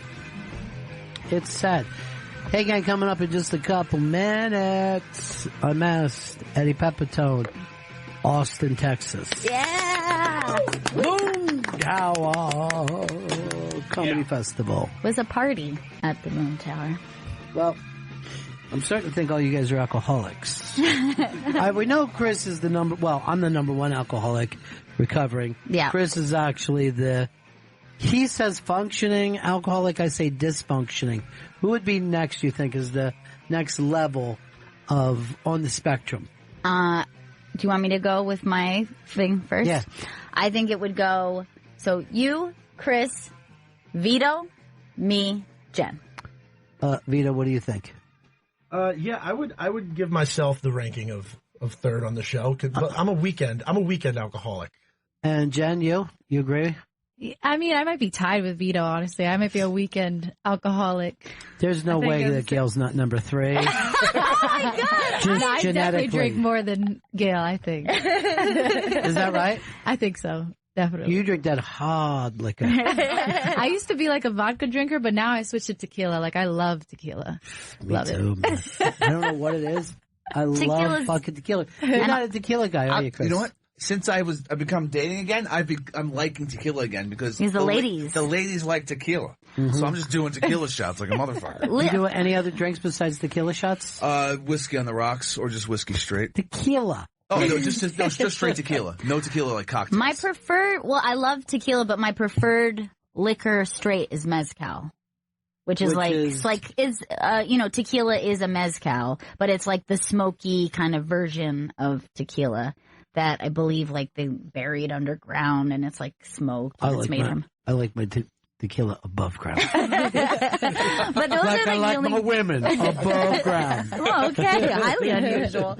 But like when I was younger, I could do whiskey shots, but now as like an adult woman, it's just like, oh no. Like whiskey's meant to be sipped slowly. I'll say this. Whiskey itself is for the winter. It's like doing a whiskey shot in the summer is like having a hot chocolate in the summer. Yeah, I really don't like it. And you know, when you're young and it's always just like, it's like a whiskey and a beer deal at a bar and like that. I was like, I can't do that anymore. And that was just like the standard thing you did as a young person. But now, if the temperature, I would agree, if the temperature is above like 70, even 65 degrees, I don't want anything to do with any dark liquor. No, not at all. As a matter of fact, even like if I'm out partying or anything, I end up worrying about what's happening back at my house. And that's why I'm so lucky that I got Ring. You know, Ring's mission is to make neighborhoods safer. Today, over 1 million people use the amazing Ring video doorbell to help protect their homes. Ring knows home security begins at the front door, but it doesn't end there. So now they're extending that same level of security to the rest of your home with the Ring Floodlight Cam. Just like Ring's amazing doorbell, Floodlight Cam is a motion-activated camera and a floodlight that connects right to your phone with HD video and two-way audio that lets you know the moment anyone steps on your property. So with Ring, you can see and speak to visitors, even set off an alarm right from your phone. With Ring's Floodlight Cam, when things go bump in the night, you'll immediately know what it is. Whether you're home or away, the Ring Floodlight Cam lets you keep an eye on your home from anywhere. Ring Floodlight offers the ultimate in home security with high visibility floodlights and a powerful HD camera that puts security in your hands. With Ring, you're always home. Save up to $150 off a Ring of Security kit when you go to ring.com/comedy. Ring.com/comedy. That's ring.com/comedy. You know, talking about drinking, you look at Vito, you would expect him to be a two-fisted drinker, but I almost think of him more as a ladies' drink drinker. You enjoy a cocktail? I mean, like, why wouldn't you enjoy something that just tastes nice? I've always thought that. And like, it annoyed me when I was bartending and people would be like, this drink doesn't taste strong enough. It's like, what? Just accept that the drink was made well. You had a light hand. You had a light hand when you were there. No, it wasn't a light hand. I just did the correct mixing amount of, you do 1 ounce of liquor. Yeah. And then I get complaints because I didn't work at the nicest of bars that the amaretto cranberry was too sweet. That was a complaint I'd gotten. Yeah, there's no way not to make that drink sweet. Yeah. I mean, amaretto, okay, can I tell you, the first time I was ever inside a bar when I was under 21, it was like me and a friend got into a bar. Cause we knew the guy who worked the door. So we're like, this is a very good thing. We're excited about it. We get there and we get inside and immediately panic because we don't know how to order a drink or what to order. And we didn't want to get beer. So we were like, I don't know. And I was like, well, what should I get? And she's just like, you want to get something that doesn't, like sophisticated. You want a cocktail so we don't look young. You don't want to just get like a beer. I was like, okay, what should we get? And she's like, amaretto sour. Like, first of all, if I was behind the bar and two very short young ladies walked up and asked for amaretto sours, I would be like, you need to remove these ladies. Yes. They're clearly children. And when I drank it, I tasted it and I was thinking to myself, there's no way this is an adult drink. Yeah. Like, this tastes like candy. Like, and it was so gross. You will never get a hangover as bad as those kind of drinks. Oh, yeah. So much sugar. A fishbowl? Have you ever drank in a fishbowl? Like, an hour later, you're fucking, like, I just see people throwing up in the corner. And it's not from being drunk, it's from drinking like a gallon of sugar. Now, what is the deal with the fishbowl? This is blue drink. What is the stuff in there? A fishbowl could be one of any, like, sometimes it's a rum punch, sometimes it's a lemonade. Sometimes it's a giant margarita. Yeah. And it's just they have the cooler running, and all of their runoffs of the well bottles of liquor, they just toss in there. So if there's like that much well liquor left, they toss it into the rum punch or the lemonade or whatever. What did you drink when you were in Austin? When I was in Austin, I mainly drank either Tequila Club or Vodka Club. See, I had straight sarsaparilla wherever I went. I felt like it fit the Texas vibe. Well, this unmasked that we're going to be doing, do we break first, Chris, or throw it directly to the unmasked? We're going to be throwing it directly to the unmasked. I love this unmasked that we did it in Austin because you couldn't think of two guys that were further from Texas than me and Eddie Pepitone. That's very true. But Eddie Pepitone is a guy that I felt like I could have grown up with him. You know what I mean? Like he's got that same kind of background as me, and yet I feel like he stays truer to his roots and is worried about the people more than me. He actually embarrasses me that I don't consider the people more, you know? Well, it's funny that you said it, because you and Eddie are very coastal. You know, people very are just coastal. like... Yeah, and East Coastal. He's out on the West Coast. It's affected him zero. No. It's zero. Well, that's the funny thing about him is that, you know, he's very loved on the West Coast and the alt people, but his sensibilities are so East Coast. Like, he seems like a New York comic. He is a New York comic. He was that originally, and then he went out there, and you are correct. You'll have these very, you know, edgy alt comedy shows, and the crowds love Eddie Pepitone, and so do the other comedians. I mean, this is one of the most well-respected guys out there. First of all, you have to respect great writing. But Rich Voss said to me not too long ago, he's like, Eddie Pepitone writes on a whole nother level. He's like, I can come up with jokes, but what Pepitone does, no. And it's true. And I think that because there's a core of truth and a righteousness in Eddie Pepitone, that he fights the good fight. Yeah. And you would think that would be a common thing, but it is not. Most of us go, how easy can we make it upon ourselves? Yeah. You know? I mean, from the first time that I saw him, I've seen him a couple times. I've seen him at the Bell House. And I saw him at, what is it called? Union Hall. Which is a venue in Brooklyn. And I saw him destroy that room. The first time I saw him, just destroy the room. Like, people were, like, wiping tears away, like, catching their breath. And, like, that's why I was so excited for this Unmasked, because from the first time I saw him live, I was like, holy shit, this guy. It's a very good point. You bring up how difficult it is to be in the audience because you're gasping for breath and wiping tears away. Try that you're the interviewer, because that's where I was doing this. There were times of this that I was just like, dude, pull back from your laughter and enjoyment so that you can give Eddie the interview that he deserves. You just don't want to lay on the floor and yell out, you're the greatest, man. You fucking did it, dude. But seriously, he's one of those guys, that's the way I think of him. I just think he's one of the best people working today in terms of comedy. I just think he's one of the best people as an American. Whether you even agree with his politics or not, you know that he's coming from a place that is his truth. And this is Unmasked at the Moon Tower Comedy Festival with a guy who I think since we started doing the show, we wanted to do it with him. Unmasked with the one and only Eddie Pepitone. Live from the Velveeta Room in Austin, Texas, as part of the Moon Tower Comedy Festival, this is SiriusXM's Unmasked with special guest, the Bitter Buddha, Eddie Pepitone. And now, here's the host of Unmasked, Ron Bennington.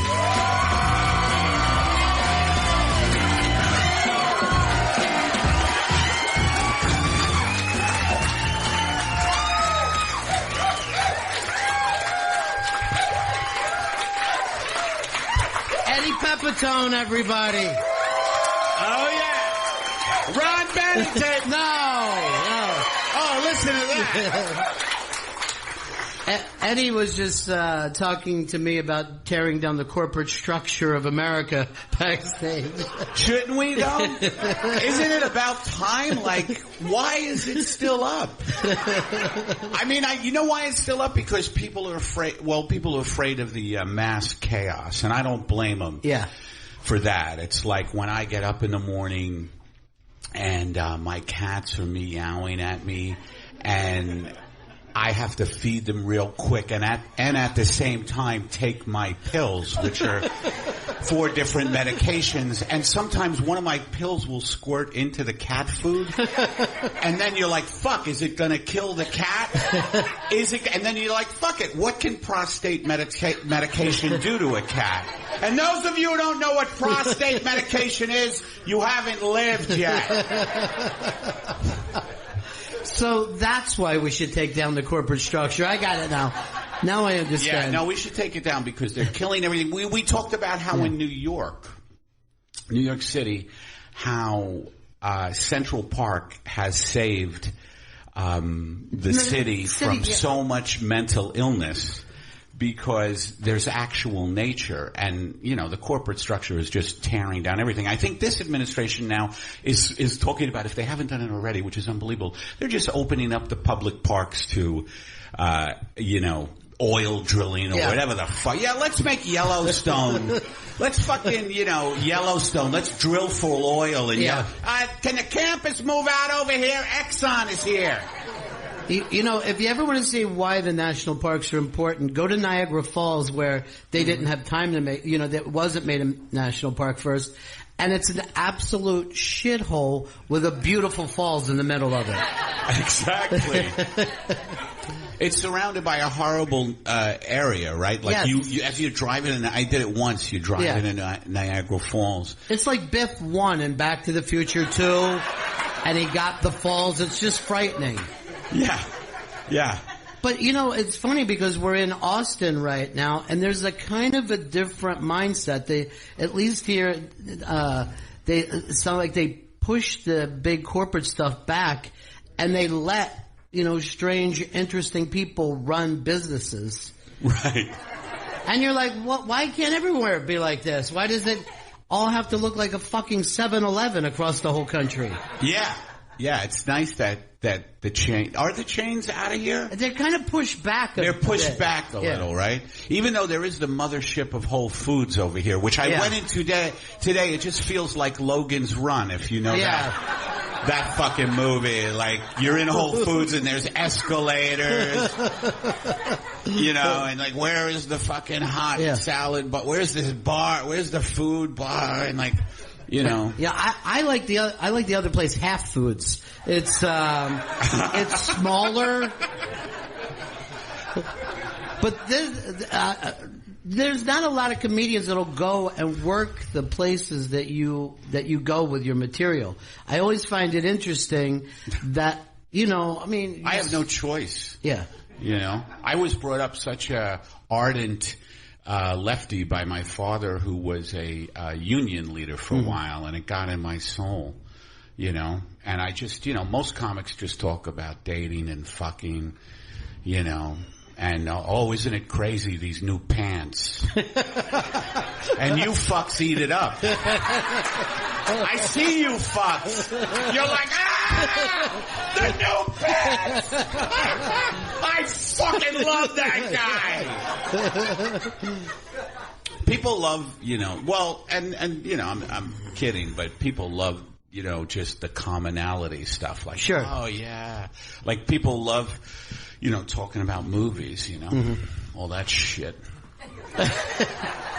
But they're not crazy about hearing where the workers should unite. You've got to work them a little. Yeah, it gets depressing, because I always remind everybody that, particularly now that we are, I know everybody has talked about apocalyptical stuff for a long time, but this is it.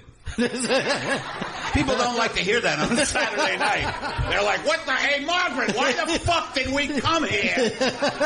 Listen to a guy talk about that the finite resources have finally reached its limit, and our kids are going to be, my impression of children This is true. My impression of children in 10 years is that they're going to be living in an underground sewer grid with walkie-talkies going, "We need more meat in quadrant 7."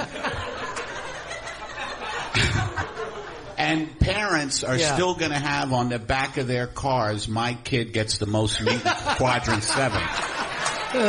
Still find a way to be proud. They're going to find a way to be proud. Yeah. And stay competitive with each other. Yes. Fucking just crabs in a pot. Yeah. I was going to say, you have a daughter. Yeah. Right? Yeah, she's right here. She's, you know what? She is. Hi. Yeah. She's great. I love her. Yes. Gail is the person who actually turned me on to you. When she was younger, she said, "I want you to see this guy." And I said, the kids love me. Yeah. They do. That's the funny fucking thing. Yeah. And that's what's that's incredible about your career, that as it's gone on, your audience gets younger, and the exact opposite of what's supposed to happen. I have started to play just to toddlers. I go to preschools now, and I'm like, put the fucking blocks away. There's no more water. Yeah. Like, I think that might actually work for you, because they understand quick change of emotion the way you do. Maybe that's why they like me so much. Yeah. Is that I am so mercurial. My emotional state is so fucking fragile, you know? Yeah. I just walk down the block, I'm happy, 2 seconds sad. Another second rageful, another second joyful. Yeah. Like anybody else walk down the street, like I'll be like, "Who's that fuck?" And then I'll be like, "Hi," like some cute person, and then some threatening fuck. What do you want? You know, just like it just go. You know, I have no like base level, stability. Well, which I owe to my parents. Yeah. Thank you. Yeah. Well, they were insane. You are old school New York that way. Like, New York used to be a place, like you're walking along, and then there's a guy with his boxer shorts just jabbing a knife around. Because he just can't take it anymore. I've seen it on this fucking street a lot. Yeah. 6th Street is a fucking mixed bag. Well, I said this when I got here, after living in New York City for all these years. The Austin homeless people could beat the shit out of the New York City homeless people. They're in shape. And they're in shape? They're in shape. I said to a guy yesterday, I go, I'm not giving someone $2 that can beat me in a race. You should be taking care of me.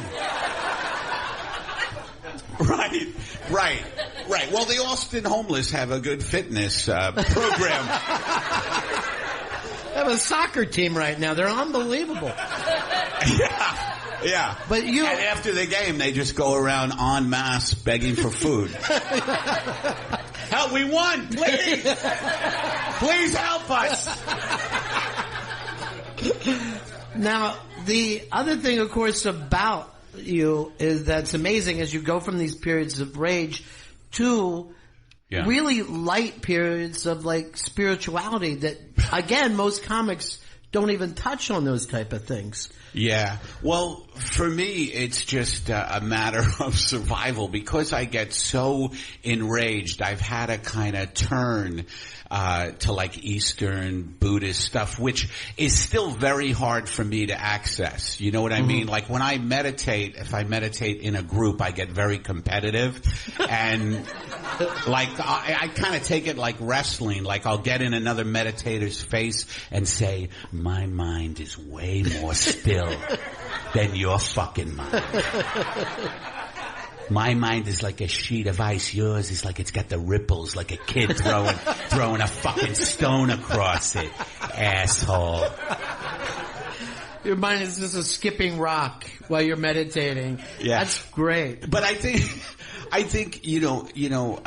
I like podcasts because I think it's given comedians a chance to really kind of talk about their whole kind of range of feelings and emotions instead of constantly. One of the bitches about being a stand-up is that it seems, and for me particularly, but it seems like you have to be funny every fucking second. Like you get on stage and people are like, all right, be funny. We drove all the way from fucking Abilene. Or wherever the fuck you people come from. No, they're all from Abilene. Everybody here is from Abilene. We bust them in. Came from Corpus Christi in a fucking horrible hurricane many years ago. This is the guy who knows just little facts. Just little things about... You've seen a map once when you were in 8th grade. Came from Houston. It's so humid over there. Fucking humid. So you actually, you tried to work on your spiritual side because your physical side just a matter of survival. I just feel terribly anxious about just everything. You know what I mean? Like I just wake up. I'm not one of these guys who wakes up and goes, "Oh, what a fucking beautiful day. I'm so glad to be alive." I'm one of those guys who wakes up like, no! No!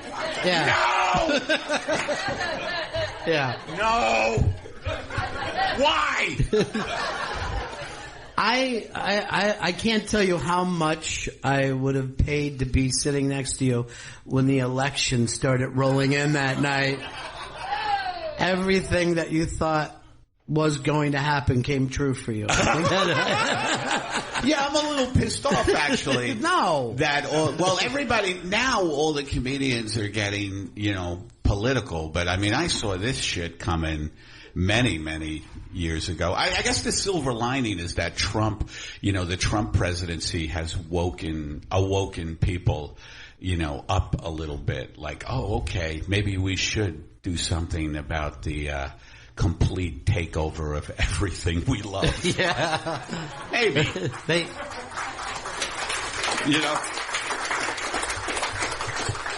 Pandering to the Austin audience here today. Yeah, but there's already been some good comedy that's come out of it. I mean, Melissa McCarthy's Sean Spicer, I think. Well, I think people were then like, this is a good thing that this is happening. Yeah. At least for SNL, it made it relevant again for the first time in 30 fucking years. Or 40 years. That is the thing about Trump is it is an amazing, watchable TV show. You know what I mean? Yeah. Like, I used to watch Breaking Bad, and I thought that had tension. But I'll be watching CNN, and I'll get up to take a piss. I'll tell my wife, I go, pause this. I don't want to miss anything. I'll come back and you'll have a meth lab going and I'll be like, God damn it, I missed it. Yeah, because basically we have a mentally ill man as our president. Like you don't know. No, but I'm being serious. And what I mean by mentally ill man is that he is, he's a narcissist to the fucking, 10th power. So it's like you're just watching the culmination of all the fucking selfies in the world. Like what our culture has become. You're watching the culmination instilled in him. All the people who have watched TV, taken selfies, haven't been reading for the last 30 years, just watching TV news, watching and just people who aren't connected to anything larger than themselves. It's just all about me. It's all about, that's such a mental illness. It's all about me. It's all about what I do. And now he's president. So he's good. He is good. He got himself elected because he understood the game. He played the media and he played the quote unquote working class. He played them because he knew they wanted to hear shit like, I'm going to bring the jobs back. Yeah. I'm bringing it back. Everything we make is going to be made in America. We're going to build a wall. And he also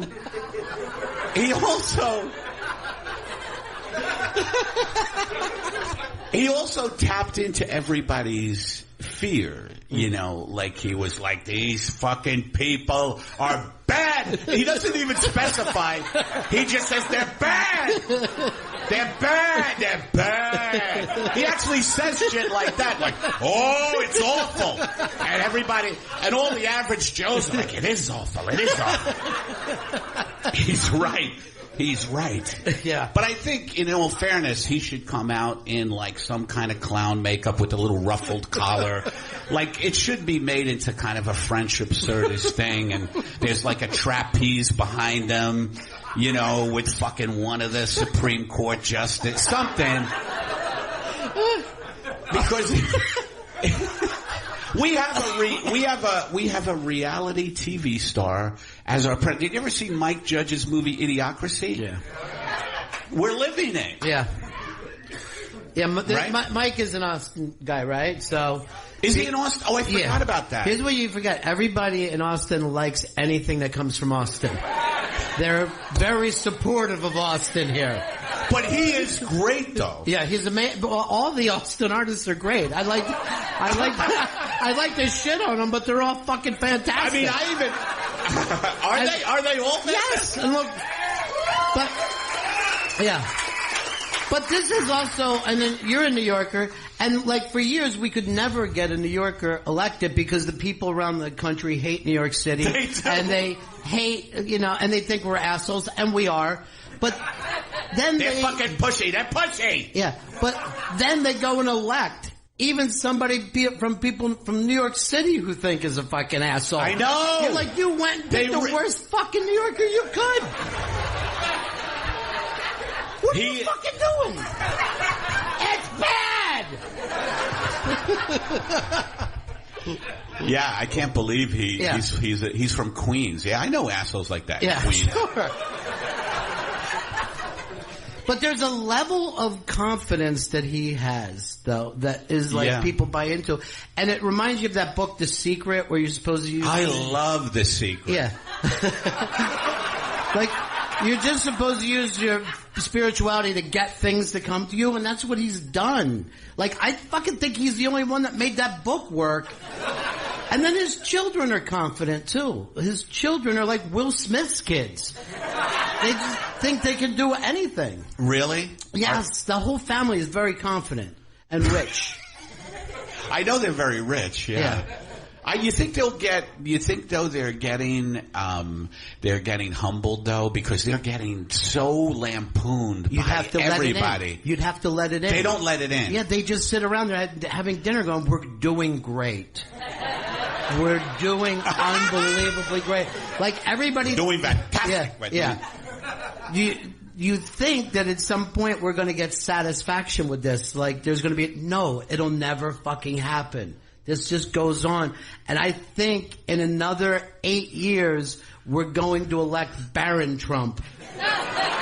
Because what America what America really wants is to live under kings. I think that's the truth. I think they just want to believe in magic kings. Yeah, I guess partly, but I don't think that, I think he's 4 and out at best if he makes it through the 4. He's such a douchebag. He should.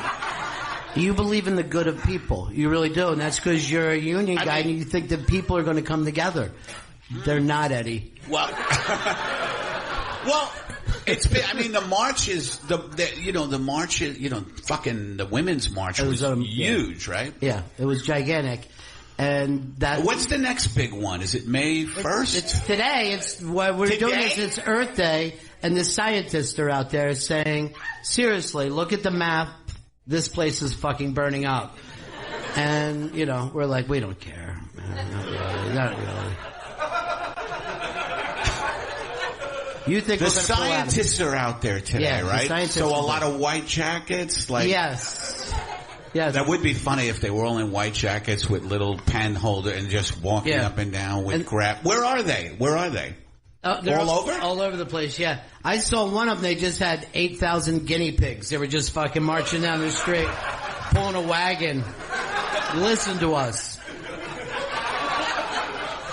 But you see, this is the thing. Out of all the things, at the very core of it, you're an optimist. You really are. I think so, or else I wouldn't be railing against stuff. Because if I didn't give a shit, then I would just be talking about how great cargo pants are. The pants. I don't know why I'm stuck on pants. But just the minutia that, you know, most comedians talk about. Sure. You know what I mean? Like when I'm driving and those motherfuckers, and everybody's like, yes! When I'm driving! I drive, you drive! Fucking A! Yeah, I mean, I would hope that things are gonna get better. You know, that they have to, you know. I think people are being pushed too far. That's what I think. I mean, I think that, you know, by constantly, you know, the corporate state constantly pushing and taking things away, the way the fucking Republicans particularly, but the sellout Democrats are complicit too, the way they take away people's health care, like they try to take away Obamacare and they push back a little. You know what I mean? They just can't be, and there are not enough jobs, like not enough people have good jobs. You know, it's like, I think it's more than half the country is living in poverty. More than half the fuck. We're a third world country with Twitter. Yeah. That's what it's come down to. You know what I mean?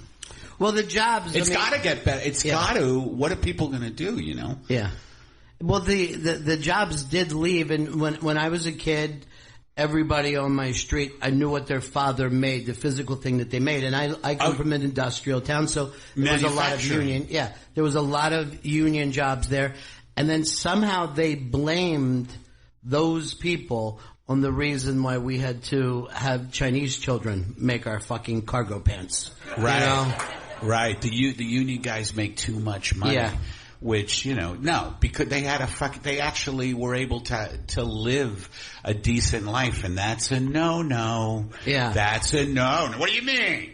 Look at this guy. He's got a fucking car and a house. Like, bullshit. And everybody loves to pick on the little guy. Right. It's easy, but they don't think enough to like pick on the owners of everything. We're just so fucking greedy. And the greed has gotten out of hand. The concentration of wealth in the country is just insane. You know, the top, 10 families own like 80% of the national wealth, something like that. Again, just around facts. Yeah.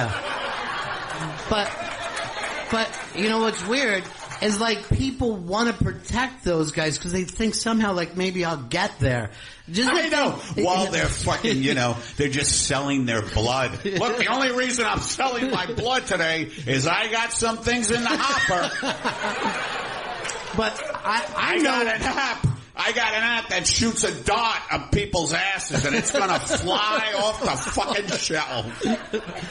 Well, just think of the first place that we saw Donald Trump was on Lifestyles of the Rich and Famous. Is that right? That's how, at least for me, that's how he broke in. And that show goes to show you, like, how weird. Anybody remember that show? Yeah. Like Robin Leach. Robin Leach, the Lifestyles of the Rich and Famous. Isn't that bizarre, though? Like, that's the first time, I think, in this country we started to go, oh, God, we really love the rich. You know what I mean? We love them. Instead of, like back in the 70s, if there was a rich kid, everybody in the class jumped on him and started hitting him. You know what I mean? Like, we're like, rich boy, that's the worst thing you could have been. But by the 80s, everybody. Those were the days. Yeah, those were the days. When we'd attack a boy for new sneakers. What's the guy? You're like in a gang going, did you find out how much his father makes? Just a little kid. Yeah. How much did his father make? Is that before or after? Before or after taxes? So he's on the cusp. Just smack him around a little. He's on the cusp. It's hilarious. So this is the thing. I'm more cynical than you. You're enraged and because you You're believe. cynical? No, I believe that this thing is already, you know what I mean? The movie's already been written. You know what I mean? Yeah. And we're already heading in that direction. Oh, And well, this is- yeah. Yeah, we're in the, you know. Yeah. But you believe that America's going to pull out of this. I don't know if I believe that. Yeah. I think that it's going to come to a head, man, and I just think I hope that, you know, people come out of it, you know. I don't know. I don't have much faith because one thing that's been disturbing the Trump election is like getting a more clear picture of the racism and the fucking misogyny and the xenophobia in this country and just like how nasty and evil an element is. I mean, I've lived in New York my whole life and then LA my whole life, so I've been like, you know, that guy on the coast, you know. But it seems that there is, you know, a fucking cauldron of hate, you know, and that's scary. Well, I always find it interesting. Thanks for coming. I always That's find... what I do to audiences, by the way. They just like, what the fuck? This isn't fun. Why isn't he talking about how funny cheese is? Some funny named cheeses are named funny. Fucking idiot.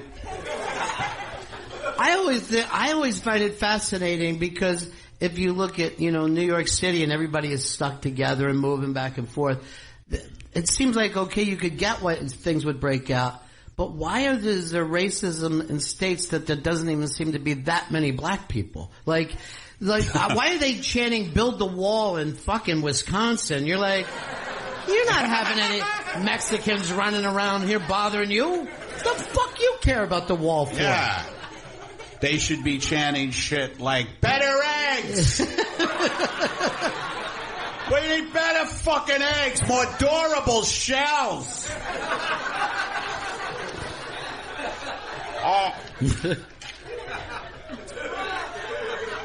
Well, I think a lot of that comes from the fact that there aren't, just back to that again, that there aren't really good industries anymore where things have been taken slowly since Reagan. I think it started really happening. Just things taken from people until they don't have a lot. And now they're pissed. Now they're angry and they're looking for a target for their anger. And it's always usually below them. You know, they always usually go for something below, usually never at the top. It's too difficult, you know, and you have to see through all the propaganda. I mean, we live in the biggest, I mean, people say that propaganda, you know, the Soviet Union is famous for, you know, their propaganda. The propaganda machine in this country is fucking amazing. People watch, they are so fucking brainwashed to think that capitalism,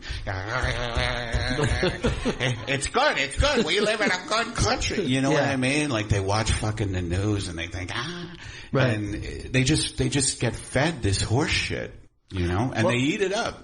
Yeah, I mean, we have gotten to the place where we're like, we put the corporations and the military is like our two best things that we have. Yeah.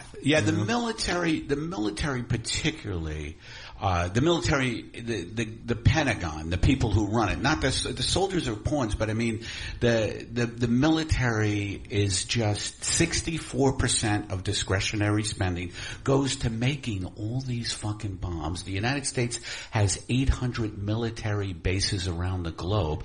The amount of money going toward weaponry and all of this, you know, policing of the world is just staggering. So they always need enemies to create.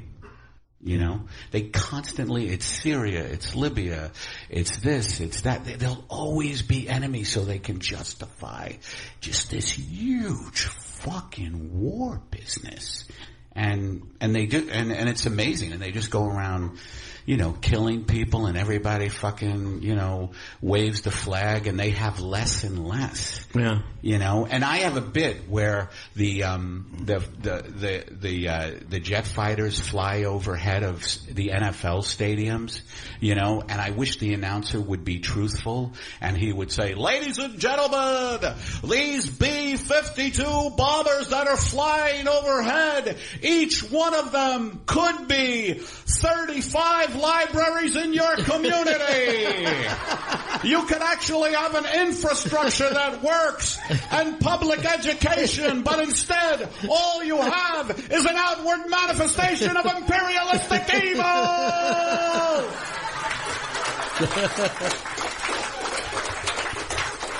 Everybody's in the stands waving their flags, and the jet fighter, and then the football. Go, you son of a bitch! I just lost everything!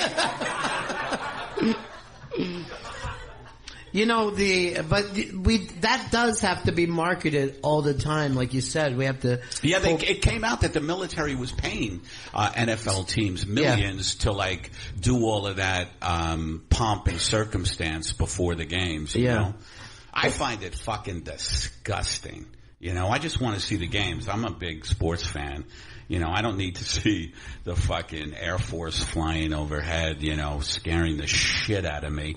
And you also get that gigantic 100-yard flag that you have there. God. The 100, fucking Betsy Ross must be coming in her grave. The Ross family descendants are like, holy shit! Somebody jerk me off! Betsy fucking... Who knew that flag would take off like that? But I think people are into symbols. When they don't have anything tangible. Right. You know what I mean? They're into, can Trump, make America great again? People wanted to fucking believe that, Yeah. He sucker punched a lot of people, and now they're going to be like, hey, and I think already they're like, hey, he's fucking full of shit. No. He's not giving it. He's not going to give it. They're still loving him. Are they? Yes. They're still fucking loving him. Look at the size of that flag. Look at the jets going over top, and we got to worry about somebody new that the marketing department is coming up with right now. That is the next scary thing. You know what always reminds me of? If you ever watched the WWE years ago, it's like Hulk Hogan would be fighting against somebody, he's fighting the Iron Sheik, and then finally he beats the Iron Sheik, and all the kids would be cheering, and then someone else would just come walking out and stand there looking at him. The next guy? Yeah, the next guy. We're like, yeah. That's a great metaphor for. Yeah. That's a great metaphor for foreign policy. Yeah. You know what I mean? Like, yeah, we just fucking bombed Syria, but look at fucking this country. Yeah. North Korea. Yeah. Which I understand may have the capability to hit Los Angeles with a nuclear missile, which is why I'm thinking of heading back to New York. Yeah. And we have no idea whether they do have that capability, but that's all you have to do is hear that to go, then fucking get them. You know what I mean? Bomb them. Yeah. Yeah, that's a weird country. Yeah. I don't know what goes on there. They show you little clips of just weird fucks marching around. Yeah. And you're just like, what the fuck is that? Do they have Chopped? Do they have Chopped at least on television? Maybe I'll stay there if they have Chopped. I saw... They had a parade so big going on there the other day that no one was watching it. Everyone in the fucking country Everybody was in the parade. And it was like, I'm like, oh, we did that in elementary school. What about we would all just parade around and shit, Yeah. You parade a lot when you don't have food, I believe. Yeah. It takes your mind off of not having a meal. Yeah. Honey, we don't have enough potatoes to feed the family. All right, let's go on a parade. Just the kids love the parade.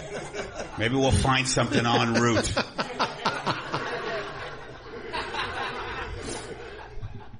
do like the fact that maybe if we get to the point where we're in 30 or 40 wars at the same time, maybe we can finally go, okay, we can relax now. We don't have to keep pumping ourselves up anymore. We're fighting everybody. We're fighting Canada and Mexico. Maybe if we just picked up one state and, keep it here in America. You know what I mean? Like, find a state? Yeah, we'll find a state. Like one of the states we'll just all turn on and dogpile. Fight our own, yeah. Yeah. Right now I'm picking Delaware. Civil War. Delaware? Yeah, I want to get a easy win right off the bat. Are the DuPonts still in Delaware? Oh, yeah, the DuPonts are there. What was the name of that movie where Steve Carell, a bizarre role for Steve Carell, what was it called? Foxcatcher, which by the way... Foxcatcher. Yeah. I watched that instead of It's a Wonderful Life on Christmas now. I get the whole family around, which consists of the wife and all the animals, no kids, and we just watch Foxcatcher. Look at that, he's about to kill him. That's Steve Carell. He used to be funny. Yeah. I didn't even know it was Carell. God damn it, Foxcatcher. Why do they call it Foxcatcher? Who cares? That was in Delaware, the DuPont family. It was a deranged member of the DuPont family. Well, I grew up near there, and we did? Yeah, and we used to drive around and look at the DuPont's houses back when we thought rich people were bad. And they would always have like a wall around their house. And we used to say this, and I'm going to say that not only the children said this, the adults told us this. They said that there were walls around there to keep their retarded children inside because they inbred to keep their own money. Oh my God. And oh my God. I repeated that story long into my 20s before I finally went, wait, why would they just inbreed? They've got plenty of money. And now you can just send in a drone you get in a department store and see what the fuck is going on back there. No, they're just fucking and doing cocaine. They all look healthy and happy. Most of them. It's a lot of alcoholism, I think. Well, we talk about these things, and like I said, you'll go out to the edge a little bit with the edge of the comfortability of a lot of your audience. But do you hope to score some people to change their minds, or are you thinking entertainment? Well, I mean, still, as a comic, the first job is to be funny. Right. So it's nice to, I do just want to entertain people, but at the same time, like taking shots at the things I love to take shots in. Like another bit I have is I say, I wish on The Price is Right, a woman, like let's say from Oklahoma, is on The Price is Right, and she has to guess the price of the Iraq War instead of a blender. And the curtain opens, and instead of an appliance, you just see utter fucking carnage. Like people just fucking killing each other, and and she's just jumping up and down along with the studio audience going, I don't know. And the audience is yelling, 5 billion a day! 5 billion a day! And she's like, does that include Afghanistan? 10 billion with Afghanistan! 10 billion with... And then the bet ends with the vet getting up going, you can't put a price on it!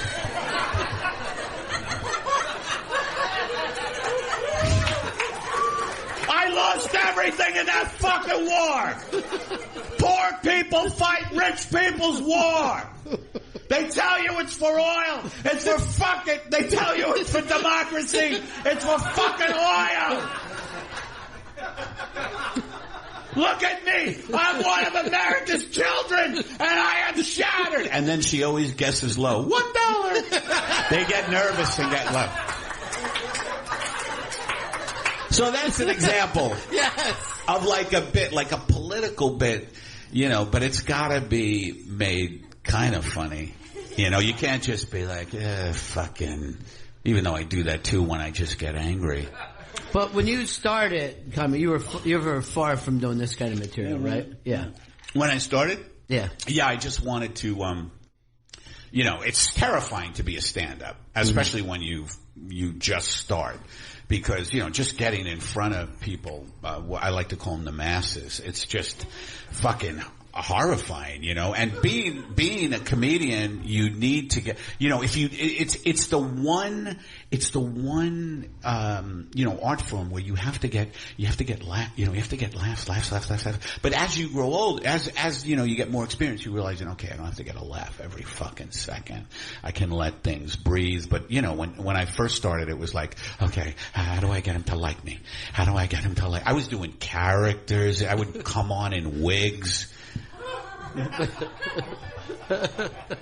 Shit like that. Yeah. It just kind of evolved into where I was like. And you were terrified when you first started going up. I used to throw up before shows. Yeah. I was very terrified. So here's always the interesting thing. Why keep going? You know what I mean? Like, that's the insane thing. I like to vomit. You know what I mean? Like that, there's a certain madness that you have to get past that thing. I think it's a need. I feel like for me, it was always a need. Like I needed to do what a stand-up does. Like I needed to be in front of people to get them to laugh. I don't know why. Like it's, just wanting to win people. It is a psychotic thing. Like wanting to win people over to like get them to like me and get them to laugh. I guess it comes from my dysfunctional family. My mom was bipolar, very kind of depressed and off, and my dad, I used to love to make my dad laugh, and I think it just carried on. It's my way of surviving. I don't know why other people continue on with it, but it really did create a lot of,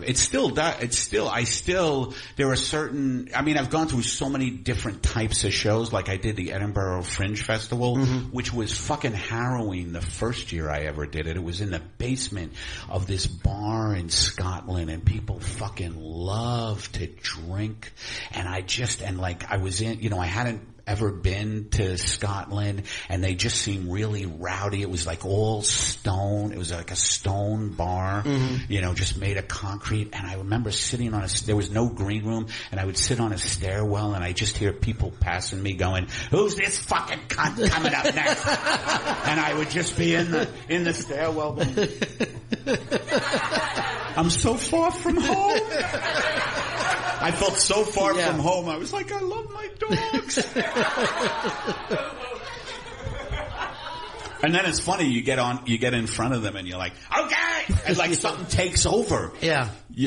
Something takes over, this survival instinct. And then, and it was interesting because the first year I did Edinburgh, I actually did really well. Like one thing I thought, oh shit, I'm going to a different country. I'm going to have to, find out what they like. But turns out what they like is just authenticity. Like they just wanted to see an unhinged American. And I gave them that. Like I was just, doing my thing like, yes, I know what you're thinking. Yes, I have had a lot of work done. I had my hair removed and my belly let out because I was too pretty. Like I would do shit like that. And they would like, oh, this American. Yeah. They love seeing something different. Instead of, like pandering. And how long did that take you, though, to get to that point? It took a long time. Like it took me many years of performing before, I would say even about 20 years before I could finally, feel like, okay, I could just walk out onto a stage and just, be myself and not have to hide behind a lot of fucking things like wigs and funny mustaches and like, I got a machine here! Like, whatever fucking, or even bits, like people come out and they're like, okay, I'm gonna do the bit on raisins first, then after raisins, I'm going right into why don't people eat edamame anymore?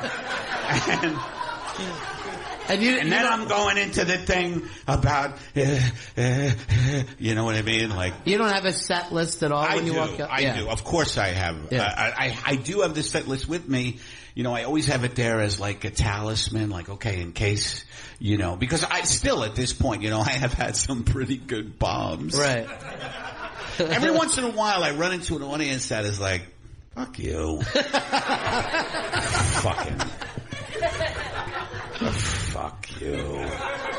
You're not famous. In LA that happens sometimes. You know, I've been doing the Comedy Store, which is a great place to do comedy.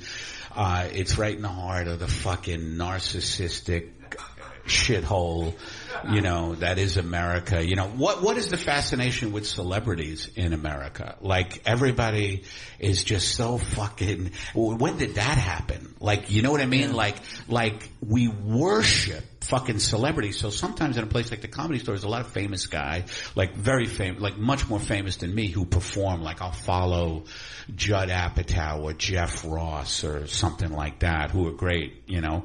But I follow them, and then they're like, have we seen him on anything? Margaret, who's this fucking idiot?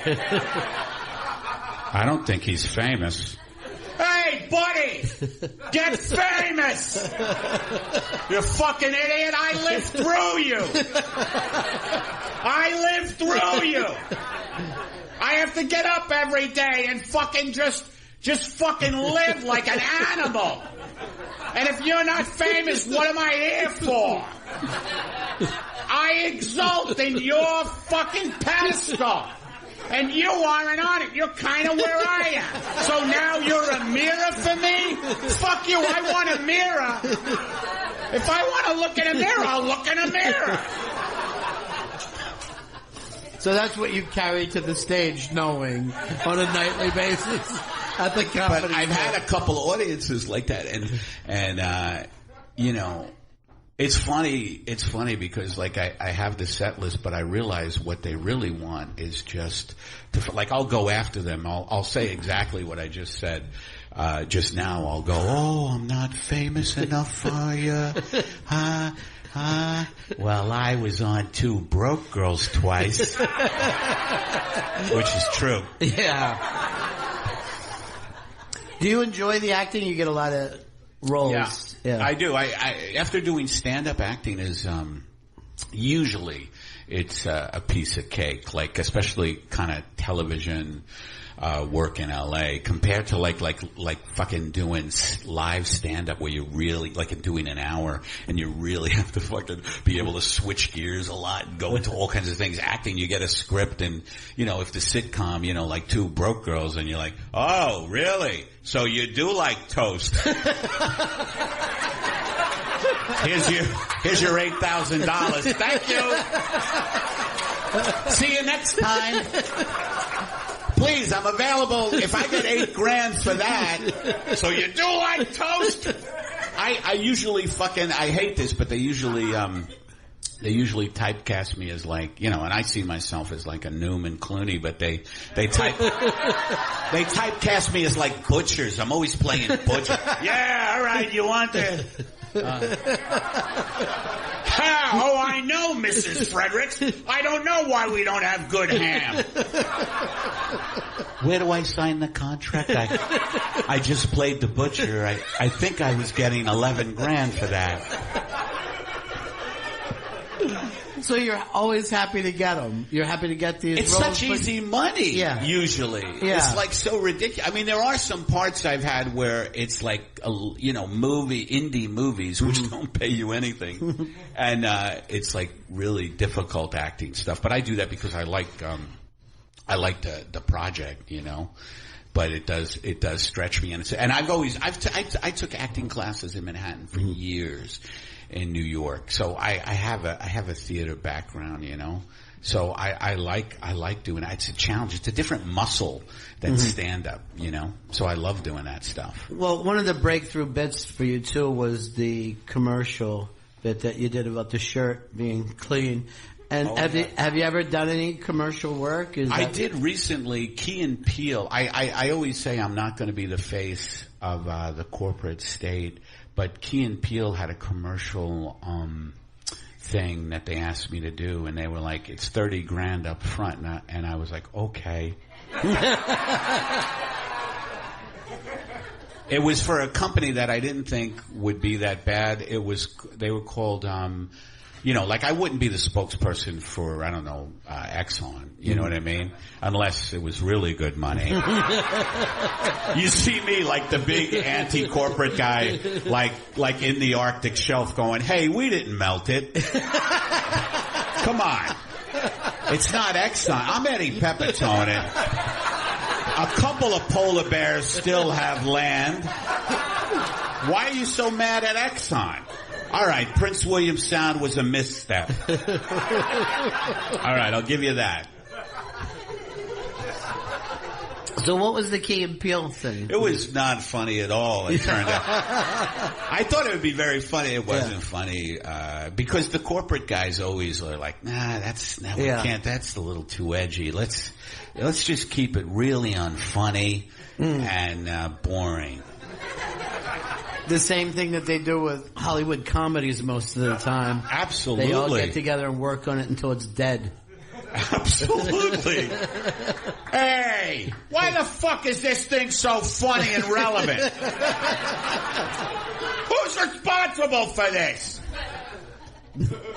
They let shit go though on that's the good thing about the fact that there's so many different networks now, because you can get some interesting stuff on the air, Amazon, Netflix, it goes on and on now. It's all of it, CISO, all these different platforms. So people are actually, and I think it's even pushed the networks a little to the left. Like they're now but they still have their comedies are still.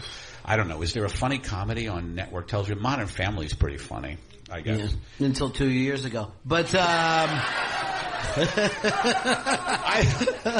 have some funny. Ed O'Neill is one of my favorites. Oh yeah, he's amazing. Yeah. But it seems like that some sitcom would think, I'll put Eddie in the Ed O'Neill part. You would think that. Yeah, you could be the angry dad who's yelling at the kids for enjoying themselves. Yeah. They haven't given me a really big role, which continues to fuel my rage at the world. No, imagine if they had. I might be some just corporate suck-up at this point.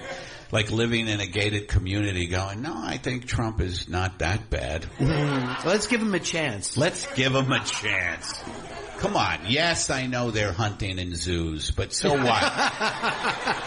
The Trump boys, when they go out, they come back with an antelope somehow, and you're like, where are you guys hunting?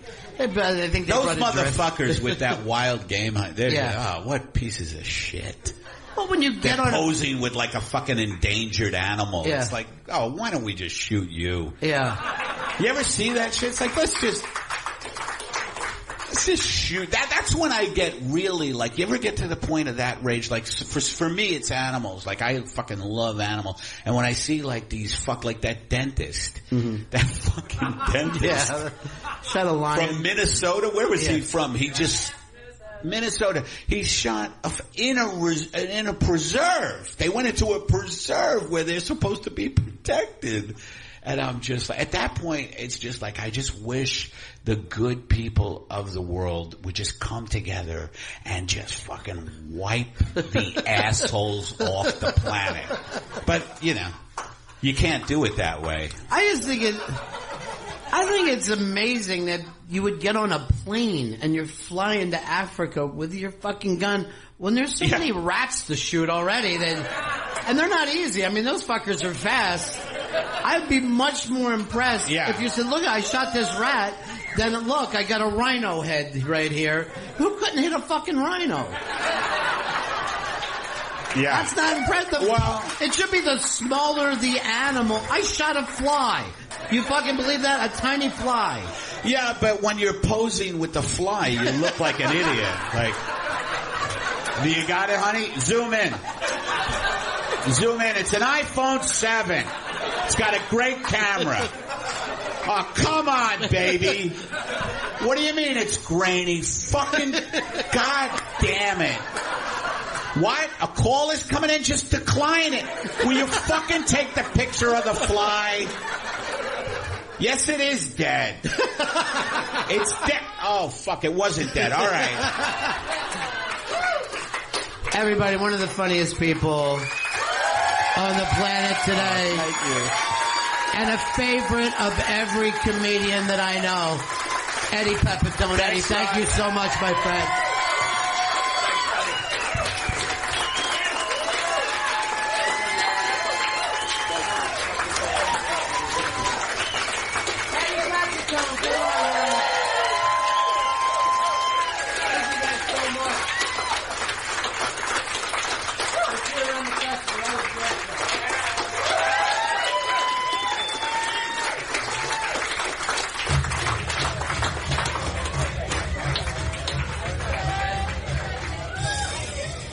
Ladies and gentlemen, the evening is over. We hope you all enjoyed yourselves, and we'll see you all again in 1974. Good evening!